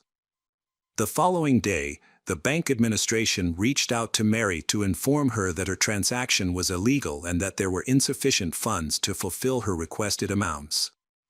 They insisted that she come to the branch with her husband to speak with the manager and resolve the issue. However, instead of discussing it with her husband, Mary chose to remain silent. A bank employee suggested that she take out a $5,000 loan to cover the shortfall, which would allow her to move on from the situation. Yet, since the account was joint with her husband, Mary could not make this decision without his approval, so she left without a solution. Later, bank employees contacted Mary again, warning her that she needed to address the issue urgently, or she could face criminal charges for fraud. They reiterated the loan offer, which would enable her to settle the debt related to counterfeit checks. Mary said she would consider it. While she was contemplating her options, a tragic event occurred on March 22, 2006. The Matthew were expected to attend the church service with the parishioners, and their 3 daughters were also supposed to join the other children. However, when the time came, the entire family was absent. This raised suspicions since the pastor's family was known for never missing significant events. After a brief wait, the elder called their home, but there was no answer, which was unusual for church ministers. Additionally, Matthew was scheduled to deliver an important sermon that day, leading everyone present to suspect that something was amiss. A church minister visited Matthew and Mary's home to check on them. The lights were on, and the TV was blaring, but nobody responded to his calls or knocks at the door. The minister tried looking through the windows but couldn't see inside. He then sought help from neighbors and fellow church members. After an extensive search, they found spare keys in a shed on the property. At around 9 p.m., they finally opened the door to the house. When they entered, the pastors witnessed a horrifying scene. In the couple's bedroom, they discovered Matthew's body on the floor, surrounded by a pool of blood. The church pastors then called 911, prompting police and ambulances to arrive at the scene. Doctors confirmed Matthew was dead. Forensic experts began working to find evidence, but because the crime scene had many traces left by witnesses, it was difficult for them to collect evidence. Meanwhile, Mary and the children were missing from the house, and the family car was gone. Police suspected that the rest of the family may have been kidnapped and were in danger. At the time, no one could have imagined what had actually happened in the house. The autopsy report showed that Matthew had suffered a fatal gunshot wound to the chest and had bled to death. The police's investigation uncovered Mary's involvement in financial fraud, which tarnished her reputation. She was now seen as both a victim and a criminal due to her use of counterfeit checks. As a result, she, her children, and her car were placed on a wanted list. Police attempted to track her mobile phone and discovered that she was in Orange Beach, Alabama, approximately 600 kilometers from where the crime occurred. Police in that area were alerted and worked to apprehend her. On March 23, a police officer spotted a minivan making an illegal U-turn around 7:30 p.m. 3 police cars surrounded Mary's vehicle in a grocery store parking lot. The police acted carefully, fearing that she and her children might have been kidnapped and could be in danger. However, Mary was driving the minivan herself, and she was quickly arrested. She listened to her rights with a blank expression and went to the police station with her children. In the back seat of her car, they discovered a 12-gauge shotgun, and Matthew was shot with. Mary's daughters extremely frightened. Mary gave her relatives contact information so the children could be cared for while she was arrested. She faced criminal charges of check fraud and explained the circumstances surrounding her husband Matthew's death on the bedroom floor. Just a day after her arrest, Mary confessed that the previous day, she and her husband had had a minor argument, which led to them sleeping in separate rooms. She eventually retrieved a gun he had kept in the closet for protection. Mary said she could not remember the events clearly, feeling like she had amnesia. She recalled hearing a noise and then seeing her husband fall out of bed, gasping for air and covered in blood. Her account was a blur to her. She could not remember how she got the gun and shot him, nor could she explain her actions. 5 months after her arrest, Mary's father mortgaged their home to pay the $750,000 bail to get her out. After her release, Mary moved to Tennessee and worked at a dry cleaner while awaiting trial. Prosecutors argued that Mary had carefully planned the murder. She disabled Matthew's cell phone to prevent him from calling for help, leading to his death from blood loss. Mary knew where guns were kept in their home and had easy access to them. A handgun was identified as the murder weapon, but the motive for the crime remains a mystery. Mary, who used to be so quiet and gentle, and why she killed her husband, while the locals considered Matthew a holy man. The children stated that Matthew was a good father who never harmed them or their mother. They had never witnessed any arguments between their parents. One day, they were awakened by a loud noise and went to investigate. As they turned the corner in the hallway, they saw their father lying on the floor. However, their mother quickly closed the door in front of them, leaving the girls confused about what had happened. The prosecution alleged that Mary was experiencing financial difficulties that she tried to hide from her husband. This was difficult to maintain, as he would eventually discover her deception when he checked her bills. It is believed that after uncovering her fraud, Matthew was shot, or that she planned to kill him to prevent him from learning about her schemes. During the investigation, it was revealed that the check fraud was not Mary's only illegal activity.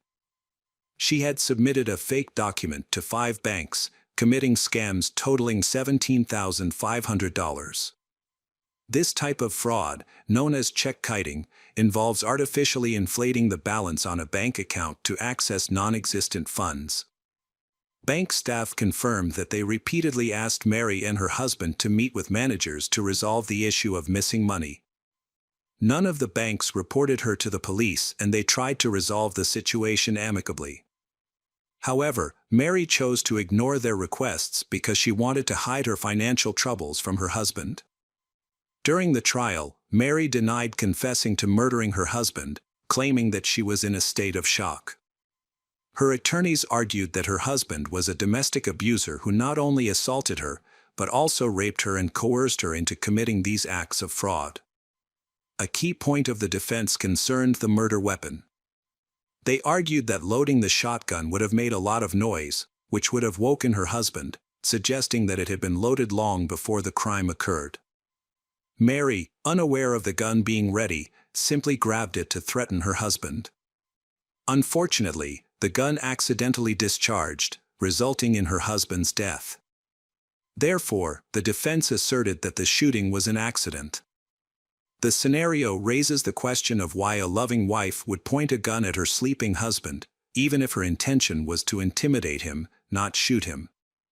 In court, Mary recounted the horrific experiences she endured living with a husband she described as a domestic tyrant. She accused him of sexual, emotional, and physical abuse. To illustrate her point, Mary produced a wig and high-heeled shoes that her husband forced her to wear, even wearing the shoes to court. She burst into tears upon seeing them again.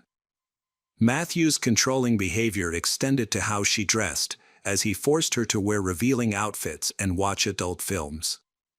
He pushed her toward intimate relationships that were unusual for her, even requiring her to get his approval to get a haircut. Despite this, she hid her shame and fear, concealing the truth about him. She described a home environment where he maintained strict control and harshly punished Mary for the smallest mistakes. She even feared he might be abusing their children.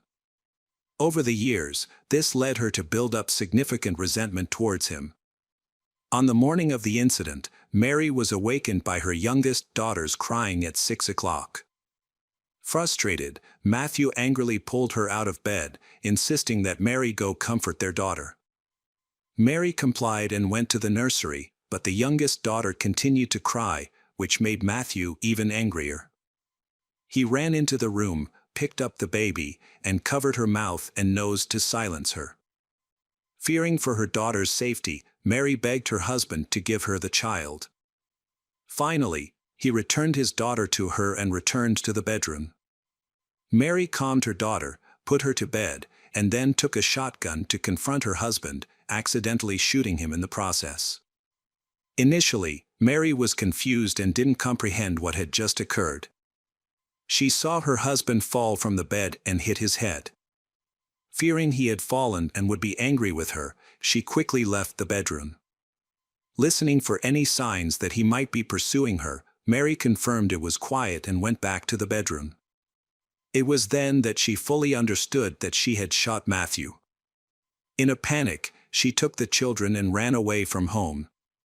Mary explained that she lost control and shot her husband in a fit of rage due to his violent behavior toward the children and her.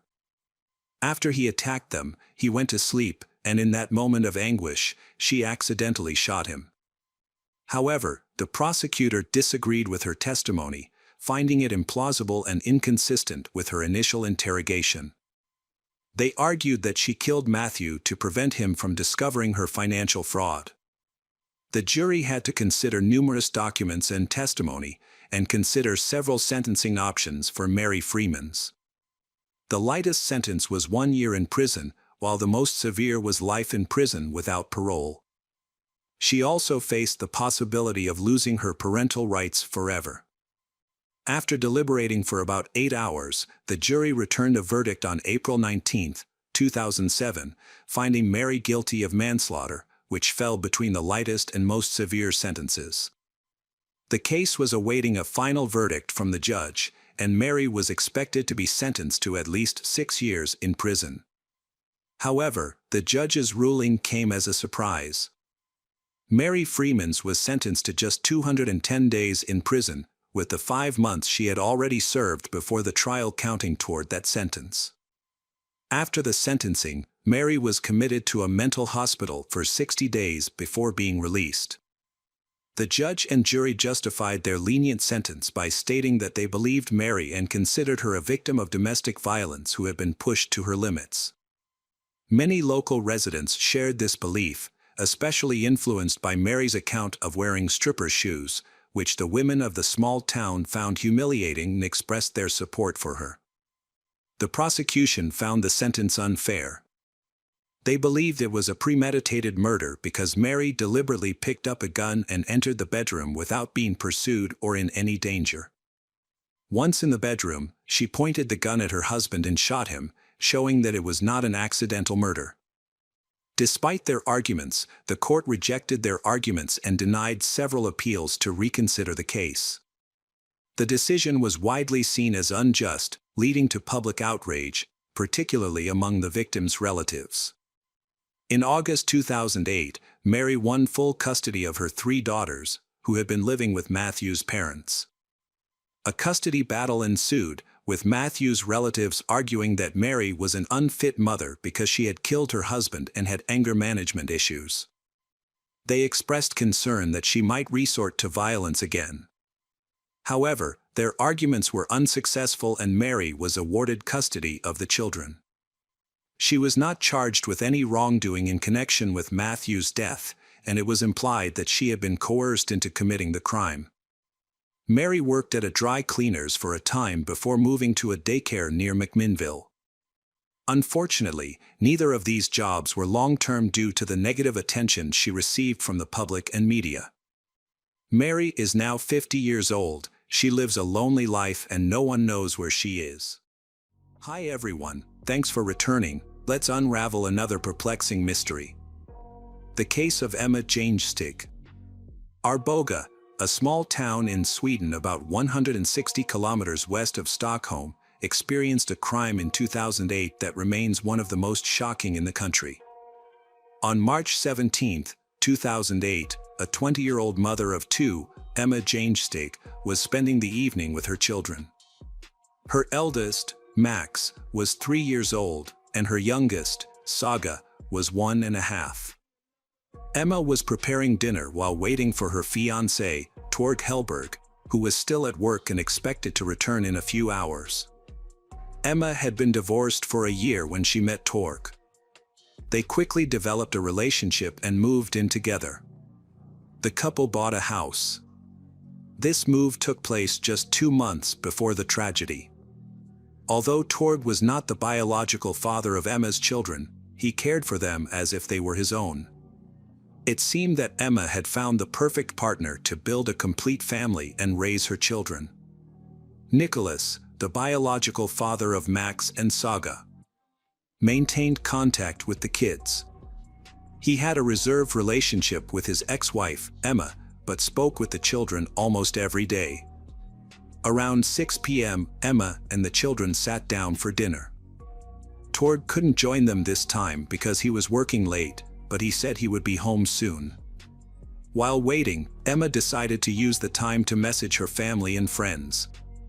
She used a messaging app to chat with her sister, and their conversation continued smoothly until her sister received the last message at 19:07. Suddenly, their dialogue stopped abruptly in the middle of a sentence. Emma didn't read more messages or respond, which seemed odd. Her sister found this strange, so she contacted Torg and expressed her concern about Emma's unusual behavior and lack of response.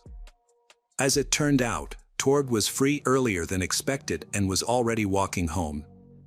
He assured Emma's sister that he would check on the situation. Torg arrived at the house at 19:17. Everything seemed normal from the outside. But he noticed the front door was open, which was unusual since it was usually locked. Sensing something was wrong, Torg cautiously entered the house and was met with a shocking sight. The corridor was in complete disarray, items were scattered on the floor, and some pieces of furniture were broken. Initially, he couldn't understand what had happened and thought it might be a children's game that had gotten out of hand. However, he soon realized that the extent of the chaos was too severe for children to have caused it, and Emma would not have allowed it. He called out to all the household members by name several times, but there was no response. Suddenly, at the end of the hallway, Torg noticed a suspicious figure on the floor. As he approached, he was horrified. He saw a small body lying in an unusual position with many cuts on its face and head. Emma lay next to it, her body covered in blood. Realizing he needed to act quickly, Torg called the police at 7:20 p.m. The police received the call from Torg, a distressed man who was desperately calling for help. He explained that someone had attacked his family while he was away. In the background, a woman's moans could be heard. The police quickly dispatched police and ambulance services to the location. Doctors arrived within minutes. By then, Torg had discovered that all 3 family members had suffered severe head injuries, so severe that they were unrecognizable. To their surprise, doctors discovered that all of the victims were still alive and breathing. Everyone was immediately taken to the hospital for emergency care. Max and Saga were in critical condition, while Emma's injuries were slightly less severe. Her was placed in intensive care and put into a medically induced coma. Doctors predicted from the start that even if the children and mother survived, the brain injuries they suffered would likely have long-term effects on their lives. Doctors battled to save the victims. Meanwhile, forensic experts examined the scene of the horrific attack, which looked like a scene from a horror movie. The area was cordoned off for a thorough examination due to the severe chaos inside the house. Unfortunately, the medical team left many traces while providing aid and transporting the victims, which led to displaced objects and lost evidence. The attack clearly happened within a 13-minute window between 1907, when Emma's sister received her last message, and Torg's emergency call at 1920. Initially, Torg, the head of the family, was suspected. However, he had a solid alibi as surveillance cameras had captured him on his way home, thus eliminating him from the suspect list. With the time intervals clarified, it became clear that he was telling the truth. This indicated that the attacker had only a 10-minute window between 1907 and 1917, when Torg entered the house and found the wounded family members. Although Torg was no longer a suspect, the police decided to speak with him again at the station. They assumed he might have seen or heard something important for the investigation. However, he insisted that he did not see any strangers or cars. The only thing that seemed suspicious to him was the unlocked door of the house. Police then suspected Emma's ex-husband Nicholas as a potential suspect. Torg explained that Nicholas had constant conflicts with Emma over communication about the children, division of assets and alimony. These issues escalated at times, and she even went to the police because she feared for her safety. However, this was long before the tragedy. Eventually, they reached an agreement and everything was resolved. The police are working hard at the crime scene to gather more information. The perpetrator could be someone close to Emma.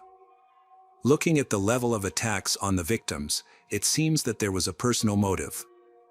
Whoever this person was, they harbored a deep hatred for the victims, lost control during the killing process, and caused many injuries. At the time, Emma's ex-husband Nicholas was the prime suspect.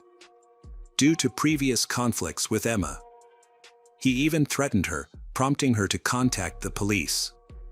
He was later arrested and questioned. Nicholas was shocked by the incident but calmly answered police questions. He had an alibi for the time of the attack, as he was in another city. Although the alibi has not been verified, his behavior suggests that he is not the killer. The police's only hope is 3-year-old Saga, who is still fighting for her life in hospital. If she survives, she could be the police's only witness, providing vital information about who the killer is. The victim's family fear the attacker may return to harm Saga again. To protect her, 24-hour security has been deployed to the hospital. She is in critical condition and doctors believe that even if she survives, she may be permanently disabled and might not remember the attack. No other witnesses to the attack could be found. The neighbors neither saw nor heard anything, so the police started reviewing the surveillance cameras in the area. They hoped to track the attacker and determine his origin. It was also crucial to find the murder weapon, which might have traces of the criminal. Therefore, patrol officers carefully examined the area and even used search dogs, but unfortunately, this yielded no results. Forensic experts found that the children had been attacked with a heavy object, such as a hammer or similar tool. The children had been hit with such force that their skulls had been fractured. Each child had been hit multiple times, indicating the intensity of the attacker's rage.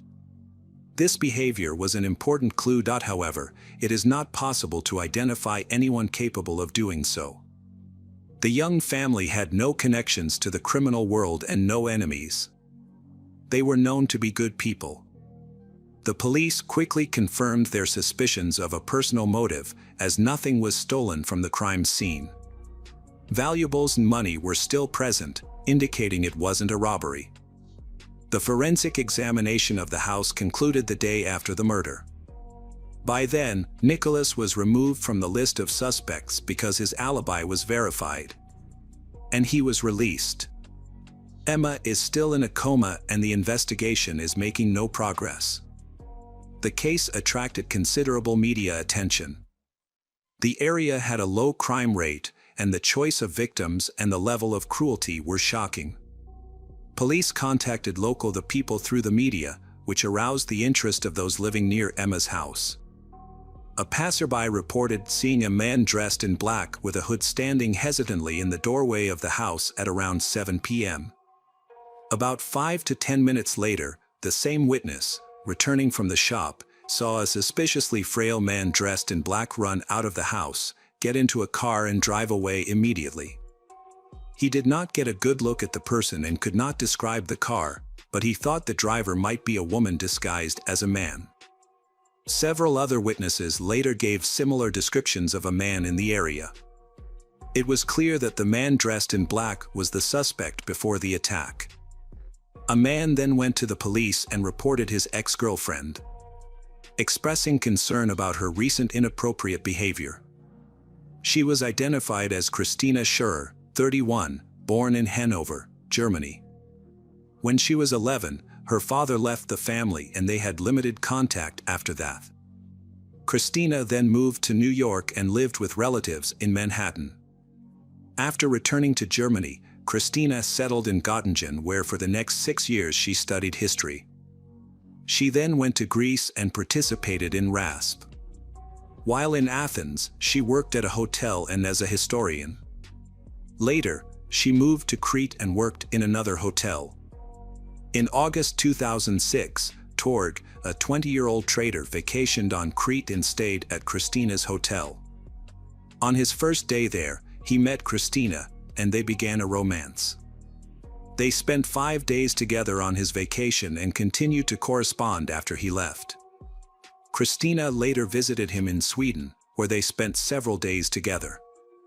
After her visit, she suggested going skiing, but he was not interested. Torg admitted that during this time, he noticed that Christina seemed very different than when she was on vacation, and he felt suspicious about their relationship. In January, he told Christina that their relationship was over, but she couldn't accept it calmly and tried everything to fix it. She kept messaging him, urging him to reconsider and get back together. In March 2007, she visited Sweden for 2 weeks and convinced Torg to have dinner with her. He agreed, but during the meeting, he made it clear that they could only be friends. Christina accepted this and left, but after some time, she returned to Sweden again, insisting on a new meeting, considering that this should be the last dinner together at which they would clear things up. During this meeting, she suggested giving their relationship another chance, but Torg firmly refused, as he believed the matter was settled. The Christina informed the Torg that, since they would no longer be in a relationship, she wanted to visit him to collect some items she forgot during a previous visit. Torg agreed to her request. After a brief visit, Christina left. However, the next day, she called again asking for help because she got lost near a castle. The Torg went to find her, and when he did, she admitted that she had taken a large dose of drugs the previous night, intending to end her life due to their breakup. Feeling compassionate, Torg allowed her to stay the night. He contacted her family in Germany to express concern over Christina's situation, informing them about her mental health issues and suggesting they admit her to a psychiatric hospital. Torg was confident that she needed help and hoped treatment would resolve her obsessive behavior. Additionally, he felt she would be far enough away not to disturb him anymore. Her family arranged for her to stay in a psychiatric clinic for 3 weeks. Unfortunately, even this did not stop her. In the summer of 2007, she moved to Stockholm with the intention of staying long-term. Christina rented a house and began looking for work. It was later discovered that in January 2008, she went to Germany but returned on February 20th. After her return, she wrote to Tord, saying that she had given birth to his son. Christina also revealed that she had given the child up for adoption due to her mental health problems. This caused confusion for Tord, as he did not know about her pregnancy. Christina mentioned that she had just gone on a business trip to Germany and that their child might have a genetic blood disease. She said that if the doctor's answer was confirmed, the adoptive parents would contact Tord to discuss the matter. Tord was confused by this. At the time, he was in a serious relationship with Emma and they lived together with her children. In January 2008, they moved into a new house. Emma knew about Christina's problems and the story of her son. Emma was skeptical and asked in question, which hospital was the child born in? She wanted to verify this information to avoid any problems, but Christina could not answer. It seemed that she was lying. After some time, Tord received a call from a stranger claiming to be the adoptive father of Christina's son.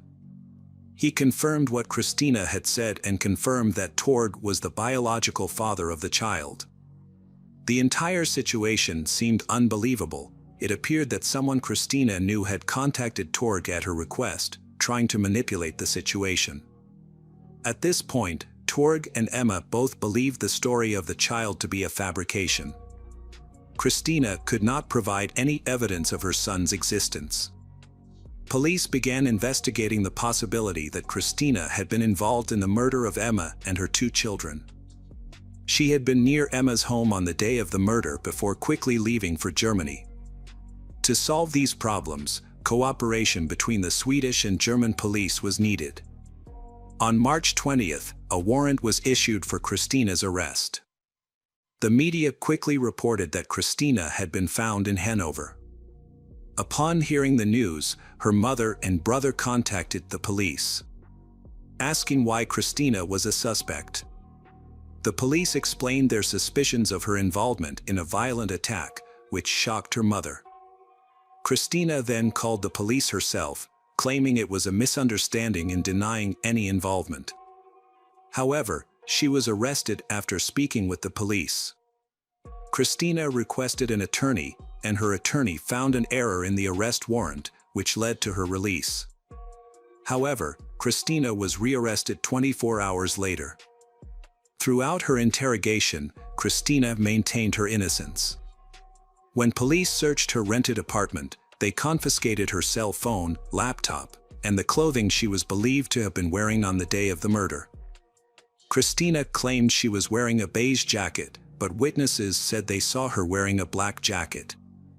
The black jacket found during the search was clean and bloodless, suggesting it may have been a different item of clothing. The key evidence was found in search queries on Christina's laptop, which had many photos of Emma and her children and a blueprint of their home. This showed that Christina was planning the crime. Just before the attack, she looked up ways to hide evidence of a crime. She also repeatedly checked Tord's social media pages, demonstrating her intense obsession with him, along with diary entries detailing her victims, including their addresses and habits. On March 27th, Emma emerged from her coma. She was recognizable, much to the relief of her family. Police prepared for a crucial interview when Emma was able to communicate clearly, taking care not to mention her children to protect her mental state and ensure accurate responses. On April 1st, just 3 days after waking from her coma, Emma had her first meeting with the police. Despite her efforts to remember, she did not understand the police's questions or why she was in the hospital. Doctors hoped that her memory would improve over time. Emma asked more and more about her children. After her first interview, a doctor briefed her about the attack but did not go into detail. However, by the next morning, Emma had forgotten the conversation, a situation that lasted for weeks. Because of her fragile condition, officials chose to provide only vague answers about her children and prevented her from accessing newspapers or TV. This restriction frustrated her further, as she couldn't understand the situation. She continued to believe her children were alive, despite her initial memory lapses. Finally, after a conversation with a doctor, she realized that she would never see her children again, but she still could not remember what had happened. She believed that she had been in a serious accident. At this time, forensic experts did not find any of Christina's DNA or fingerprints in Emma's house. It is possible that Christina's attempt to stage the murder was successful. Additionally, they were unable to find a murder weapon. In March, Christina's roommate reported to the police that a hammer had gone missing from her toolbox. The hammer matched the description of the murder weapon, indirectly linking Christina to the crime. However, without strong evidence to charge, the investigation continued. Police focused on shoe prints found at the scene of the children's murders. Several other footprints, belonging to the paramedics, the 3 victims, and Torg, were not involved and were discarded. However, police did identify prints from sneakers not worn by family members or police. They identified the brand, style, and size that Christina had worn. A photo on her personal page showed her wearing the same pair of sneakers, in the same size, but this evidence remained circumstantial. Video surveillance recordings from the railway station provided significant evidence, showing that Christina, wearing her jacket, visited the city at least 3 times in the week before the attack.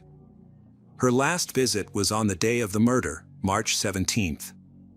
Although the images were unclear, her identity was confirmed through mobile phone geolocation.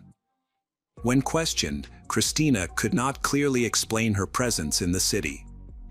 She later stated that she was there for work. Police were able to determine the motive for the attack when they found notes on Christina's computer that revealed her intense jealousy of Emma, as Christina struggled to accept that Torg had found happiness with someone else. A psychological examination determined that Christina was sane. The police continued to make every effort to help the Emma, who miraculously survived, regain her memory. They even accompanied her to the crime scene, but this did not assist. Then, a few days later, there was an unexpected breakthrough. Emma suddenly recalled that on the evening of March 17th, someone had knocked on the door. The Emma opened it to find a girl in dark clothes and a hood standing there. The stranger introduced herself as Christina and immediately struck Emma on the head with a heavy object. It is frightening to think about what happened next in the house and what the defenseless children went through. On July 29, 2008, Christina Scherer appeared in court in Sweden, charged with double murder and attempted murder. Her defense team remained hopeful, considering the evidence against her circumstantial and easily dismissed. However, Christina's strange behavior complicated matters. She waved and smiled inappropriately at those present in court, behavior that supported the prosecutor's portrayal of her as cruel. Christina said her visit to the city was for work. The prosecution, on the other hand, argued that she had come to the city with the intention of killing. They claimed that she had been there twice before, on March 12th and 14th, to check out her targets. Furthermore, they portrayed Christina as a pathological liar obsessed with her ex-partner. There was no evidence that she had ever been pregnant or had children. No witnesses saw her pregnant, and there were no maternity records showing that she had given birth or adopted a child. This undermined her claim of having children, casting doubt on her credibility. The key witness for the prosecution was Emma, who identified Christina on the first day of the hearing. She recalled that about 10 minutes before returning from work, she opened the door and encountered the person who had killed her children. Emma was so shocked to see the killer that she fainted in the courtroom. This incident was significant because it confirmed that Emma had not been exposed to any information about the suspect or the crime prior to that moment, which strengthened the prosecution's case. The defense focused on the fact that all the evidence against Christina was circumstantial.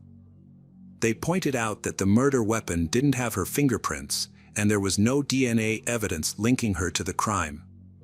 The prosecutors highlighted blurry surveillance footage and a sneaker print, suggesting that doctors may have inadvertently destroyed important evidence.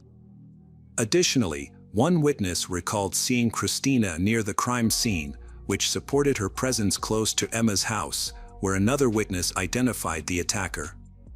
Christina could not explain her internet searches in relation to the evidence cover-up, nor why she had photos of Emma and the children, along with a diagram of Emma's house.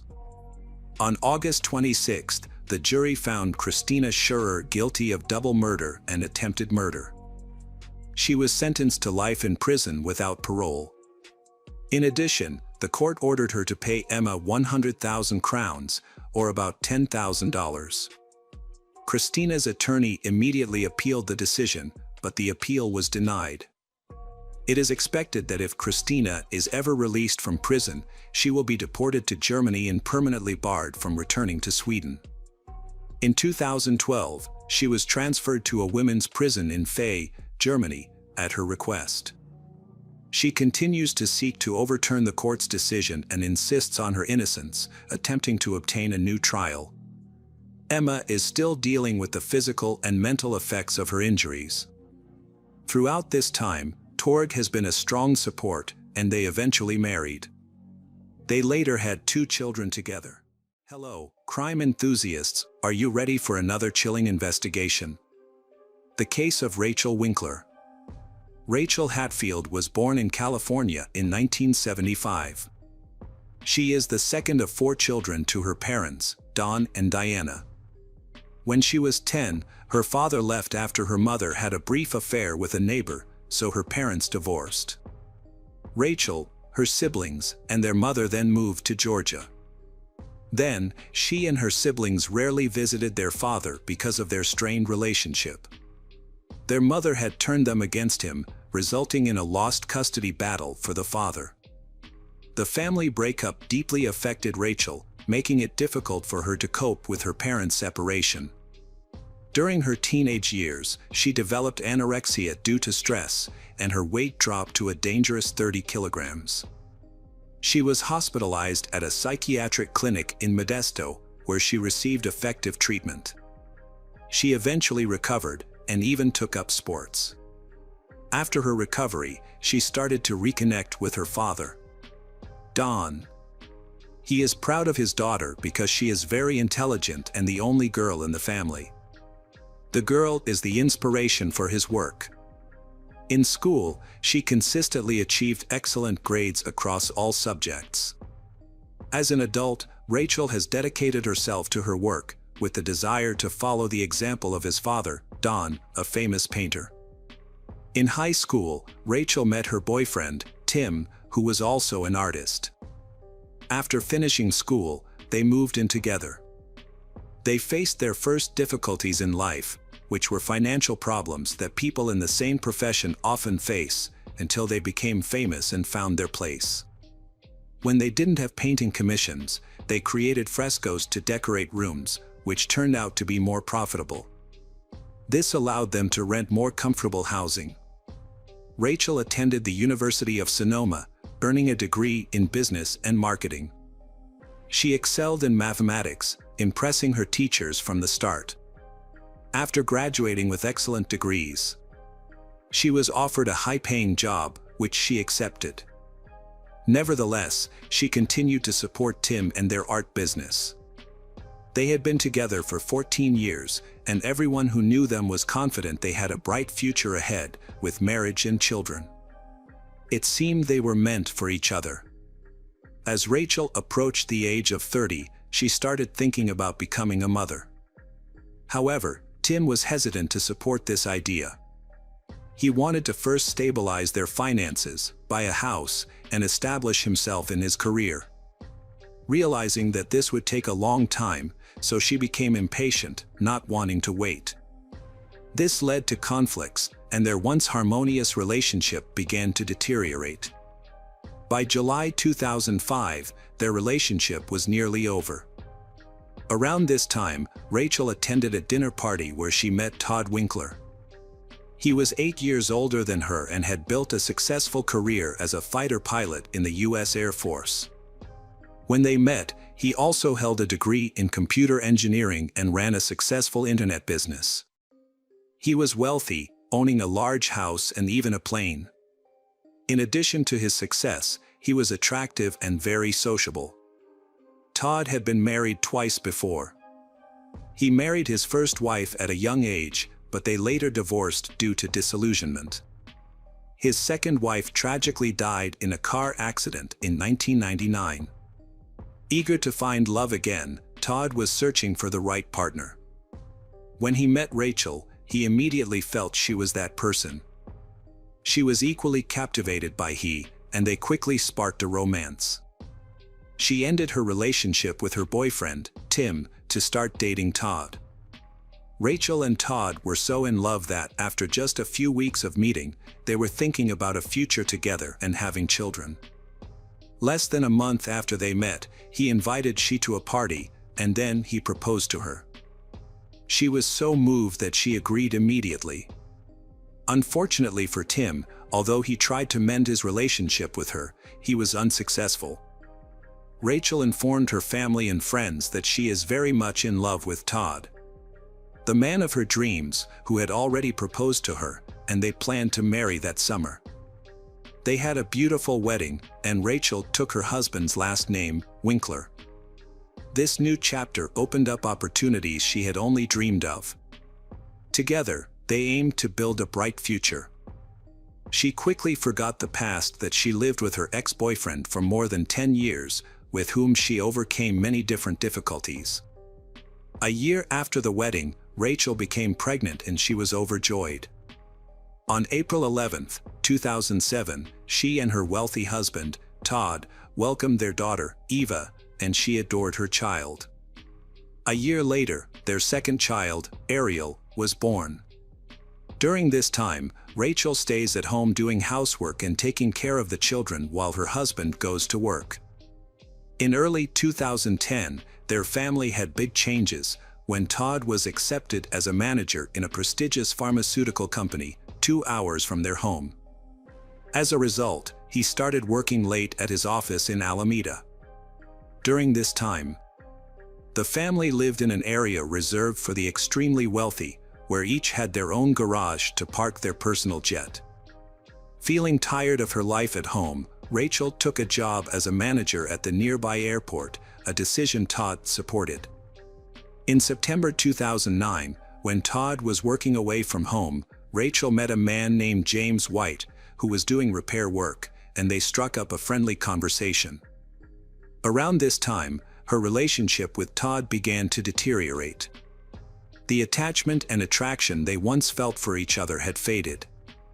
According to Rachel's relatives, she no longer seemed as happy or radiant as before. Todd discovered her relationship with James and was upset that she was spending more time with James, his colleague, than with him. He began to suspect that Rachel was developing feelings for James. Concerned, he sought advice from his father-in-law, Don, who followed the Ozan religion and upheld family values. Don strongly objected of his daughter's behavior, and he and Todd believed she was behaving inappropriately. Don viewed the situation from his own perspective, as a similar experience led his family to fall apart. After that, he spoke face to face with his daughter, Rachel, believing he could understand her and save her relationship with Todd. Don explained that he should not have ended things with Diana over an affair. A year after his divorce, he reconsidered the situation and realized that he should not have left his wife and children, but should have forgiven his wife. Because of his stubbornness, everyone faced serious difficulties. However, in his case, he could no longer change anything, so he asked his daughter to reconsider and leave James, and she promised to think about it. Despite her father's advice and opposition from Todd and others, Rachel continued to communicate with James, whom she adored. She admitted to her friends that she had fallen in love with James. Todd realized his marriage was crumbling, so he frequently sought advice from Rachel's father, Don, who persuaded him to fight for the marriage. After a while, Rachel realized that her father was right. She also knew that she would not be able to raise her child properly if she continued to have an affair. Therefore, she chose to mend her relationship with Todd. Her father was pleased that she heeded his advice and preserved the family. Todd forgave her, and their relationship improved. A few months later, they announced to friends and family that she is pregnant with her third child. Although he hoped for a son to inherit his business, his wife was content with having a third daughter. In March 2011, the couple left their children with Rachel's father, Don, and went on vacation to Florida to strengthen their relationship. It seemed their relationship had improved, as if they had rekindled their love. Rachel affirms that the child she is pregnant with is Todd's child, but some suspected she might be pregnant by her lover, James. However, not everything was smooth in the family. Behind their family's happy exterior are arguments. After the vacation, they had a big fight and Todd went to Australia on business. He's staying there for some time. He even paid for Don's trip to visit him but didn't invite his wife and children, possibly because the long trip could be difficult for the children and the pregnant Rachel. Alternatively, this might indicate serious issues in their relationship. In Australia, he and Don enjoyed their time, relaxing and having fun almost every evening. Rachel, who had been apart from her husband, Todd, for a long time, occasionally reached out to her first boyfriend, Tim, who was an artist. She shared stories from her life with Tim, such as an incident involving credit cards. Todd had issued several cards in her name and even bought a plane under her name, leaving her with a $50,000 debt. However, Todd quickly paid off the debt, which didn't seem to be a problem for him. It seemed like she was boasting about her wealth. Tim still had feelings for Rachel, and it was difficult for him to hear these stories. But he held on to a small hope that they might get back together. When she was alone with the children and feeling bored, Rachel decided to pursue her ambitions. She returned to work at the airport and sent her children to kindergarten. Her father, Don, disapproved because he was religious and believed that a woman should stay home to care for her children. Additionally, since they were wealthy, there was no financial need for her to work. However, Rachel was determined to continue her career, and eventually, her father relented, allowing her to work and interact with others. During this time, Rachel's former lover, James, started his own business near where she worked. Her father advised her to avoid James to resist any temptation, as he sensed there was more than just friendship between them. James had been married twice, with his second marriage ending in divorce, and he was seeking a new relationship. However, he didn't want to break up another family, so he kept his distance from her. As time went on, the situation evolved. In early June 2010, Rachel called James and said that she was blindly in love with him and that she did not want to live with Todd anymore, which left James confused. Although both were married at the time, but James still loved Rachel, and they began meeting secretly. Rachel's husband, Todd, frequent business trips to Australia, which allowed James and Rachel to meet without obstacles. James even improved his relationship with Rachel's children. The hardest thing for Rachel and James was keeping their relationship a secret from their neighbors. At times, they acted too openly, leading to rumors about their secret affair. Eventually, James couldn't keep the relationship secret any longer and filed for divorce. He confessed to his wife that he loved Rachel.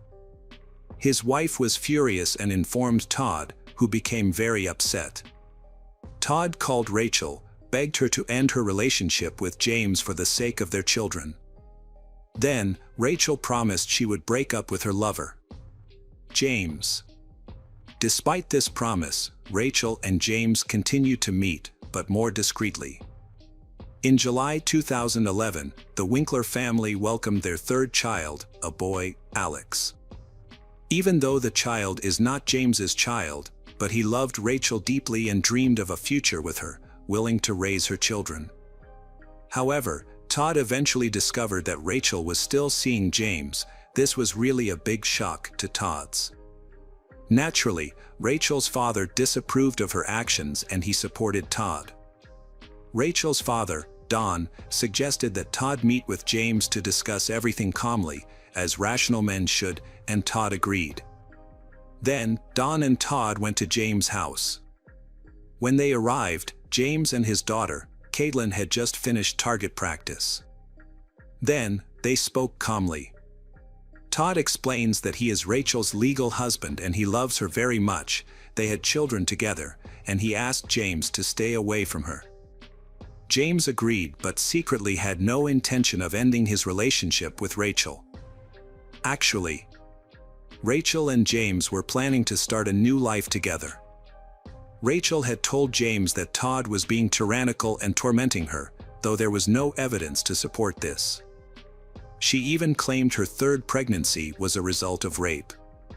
This angered James, and he wanted to help her. In October 2011, Rachel visited her university friends for the weekend. She expressed frustrations about Todd not providing her with money, which forced her to borrow for essentials like diapers and food for the children. She revealed that their house was in urgent need of repair, but Todd had no plans to address this. She felt controlled and manipulated by him. Despite she not wanting a third child, but he forced her. She shared her predicament with at least 3 friends. It seems she is in a difficult situation and does not know how to continue raising her children in such an unhappy family situation. One of Rachel's university friends was a lawyer and offered she advice on marriage and divorce. Rachel plans to manage the family finances and wants to reach a fair separation agreement with Todd. She aimed to secure her share and settle alimony matters peacefully, but he was against the idea of divorce.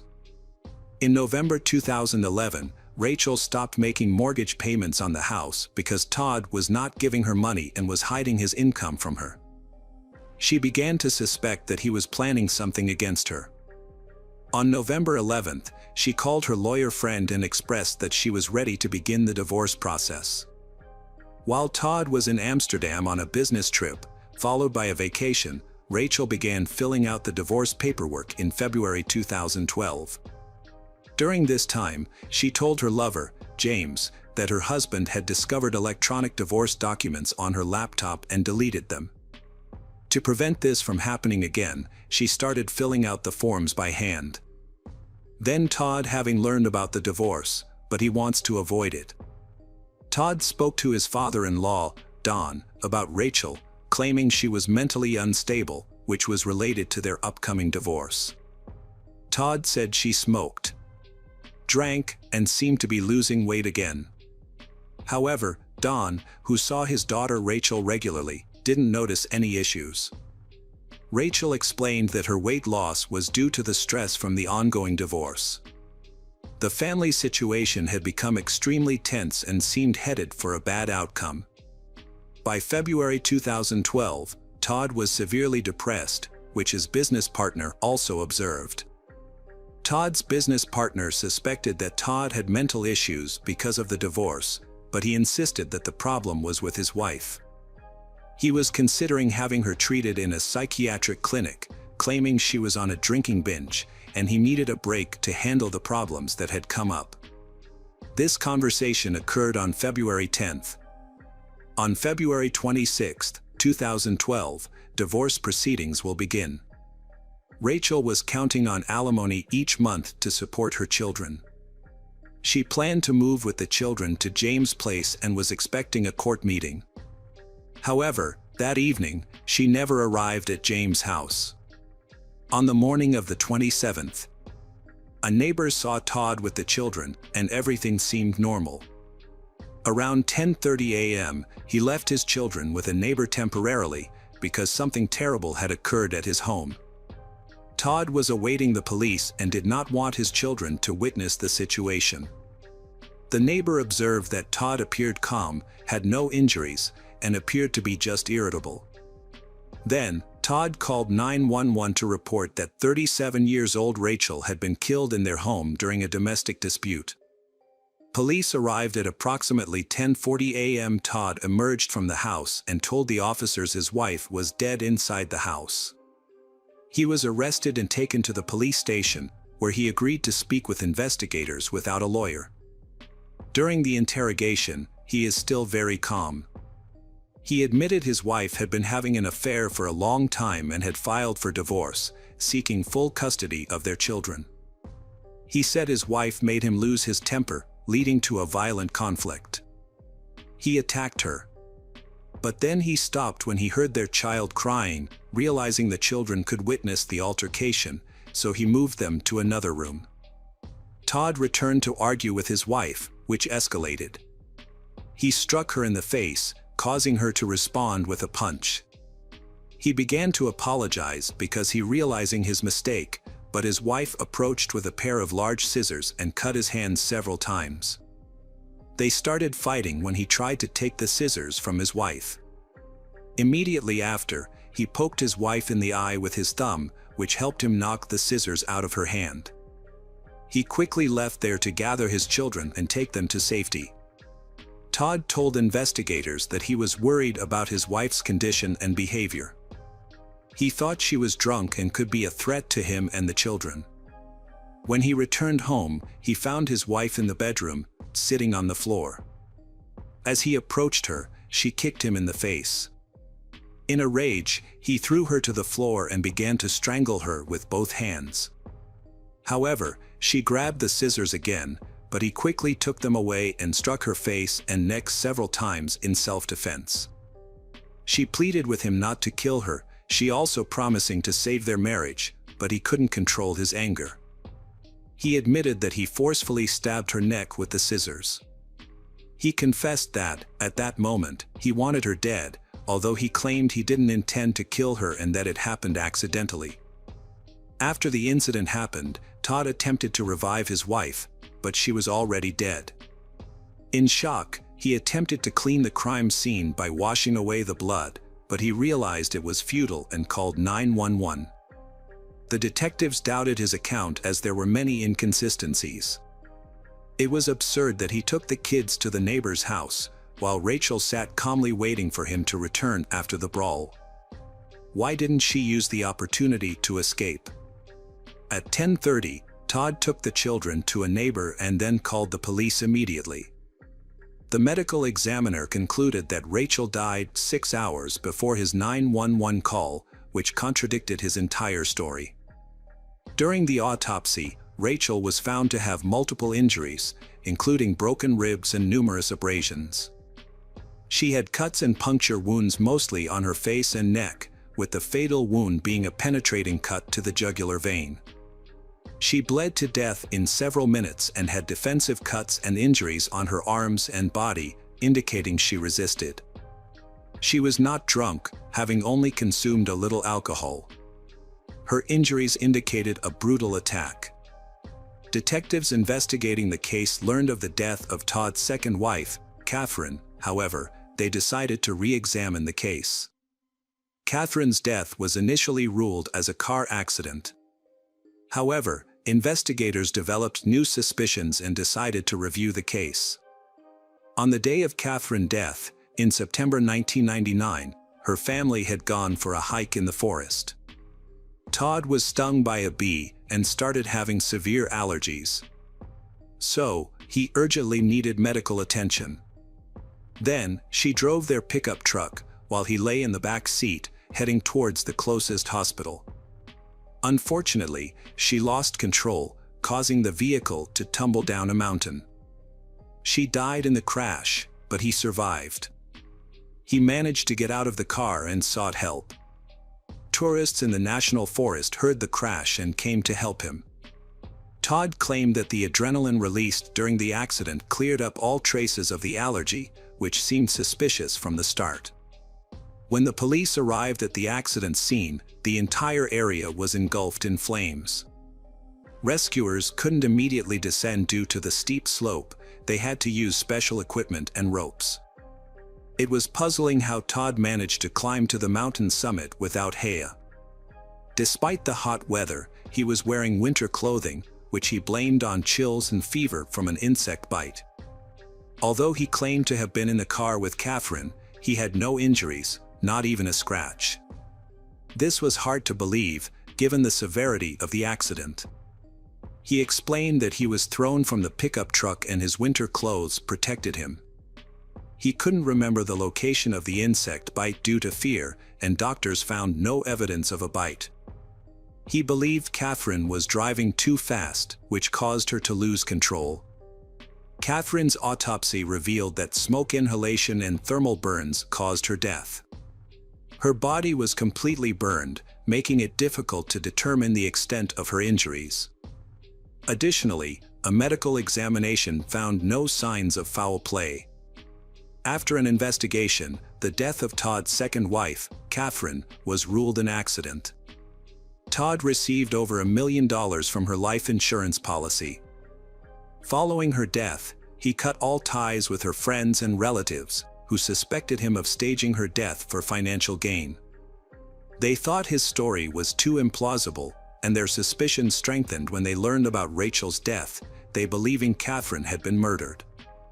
In October 2012, Todd Winkler was on trial for murdering Rachel. His story changed with each interrogation, similar to his inconsistencies after Catherine's death. It is believed that he planned Rachel's murder very carefully. At that time, Rachel's father, Don Hatfield, was granted full custody of her child. He saw this as a chance to make up for past mistakes and to rebuild the family he had once destroyed. Don believed that Todd killed Rachel not because of her affair, nor because of their impending divorce, but because she knew his secrets and had threatened to expose them, so he silenced her permanently. According to relatives, Todd had been violent towards Rachel's in the past. For instance, her brother witnessed Todd attack her on she by the defendant in a San Diego bar in 2006. She also told her relatives that if anything bad happened to her, it would be because of her husband. She felt he was dangerous. Rachel's eldest daughter shared a noteworthy family incident. One day, Rachel discovered a box containing the ashes of Catherine in a closet. She remarked that she hoped she would never become ashes, and he responded by saying that she should just never make him angry. This exchange left the daughters and Rachel feeling uneasy. During the trial, it was revealed that Todd had previously attempted to harm Rachel. While they were scuba diving on vacation in Florida, he supposedly left her alone, causing Rachel to struggle to reach the boat and almost drown. Later, he reportedly tried to push her off a motorcycle. However, these accounts were unverified and based on stories Rachel told her friends, which she often exaggerated. It was confirmed that Todd had mental disorders, diagnosed with dissociative and conversion disorder, which can cause a break from reality. Despite this, psychiatrists considered him mentally fit. Then, he emphasized his mental health issues to try to lessen his sentence.